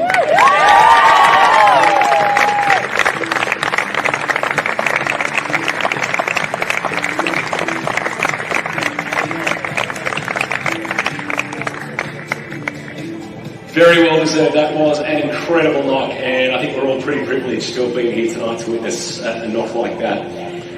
It wasn't Sandgate-Redcliffe's night tonight. It was an incredible tournament from them, though, and it was a great game this evening. So please put your hands together to congratulate their efforts. Well deserved to be here tonight.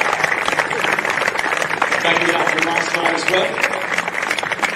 We'd also like to welcome and say a few words, Captain Tess Cooper.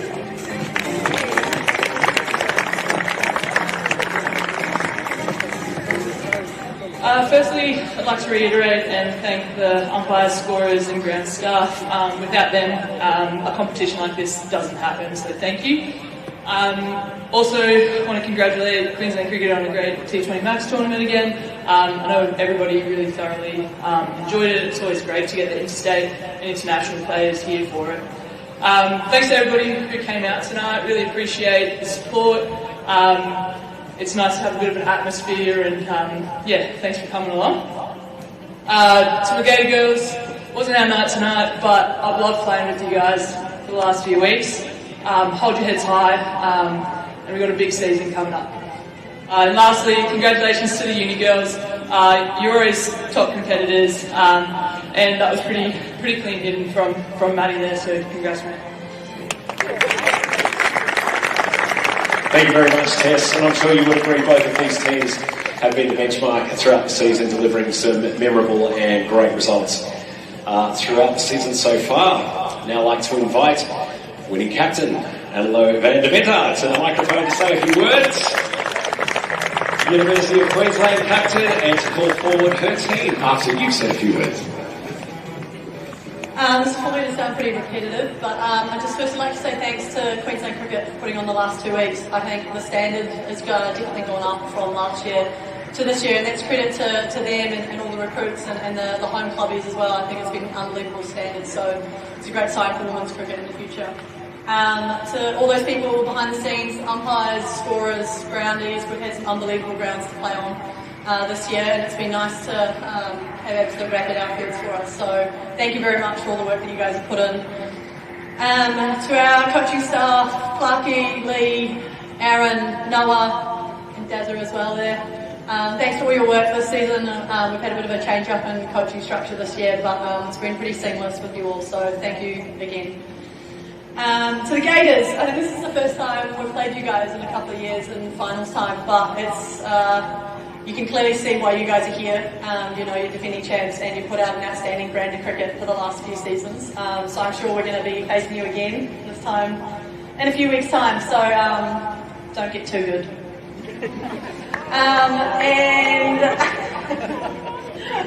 And finally, to our girls, I'm so proud of you. I think we've tried to keep a pretty consistent squad, but I think from the start we've had nice depth coming throughout from the start to now with injuries, and everyone that's come in has played an unbelievable role in getting us to this point. And I think this is definitely a team win despite someone's century today.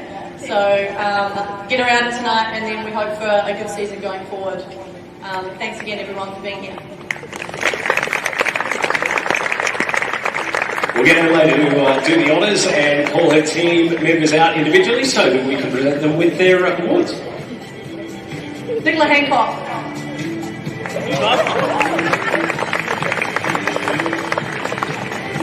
Charlie Knott.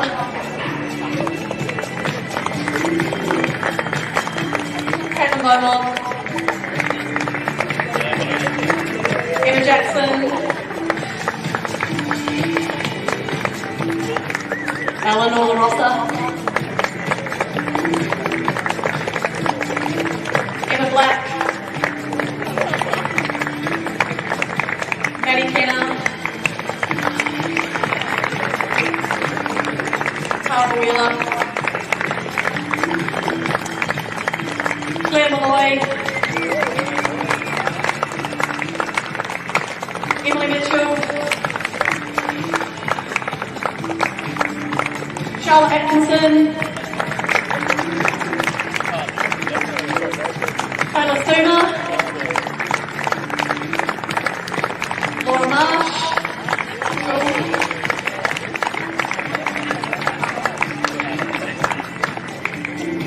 Anthony Clark,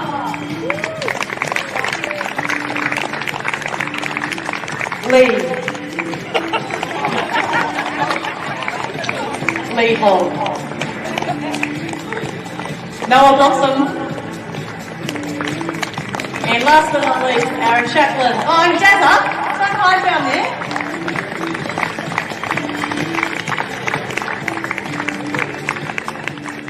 I'd now like to call on Mike Sorelli, the Queensland Fire and Brisbane Heat coach, to make the official presentation of the KFC T20 Max trophy to Angelo van der Venter. And as we make that presentation, as we hand the trophy over, let's give a huge round of applause to your KFC T20 Max winners, University of Queensland.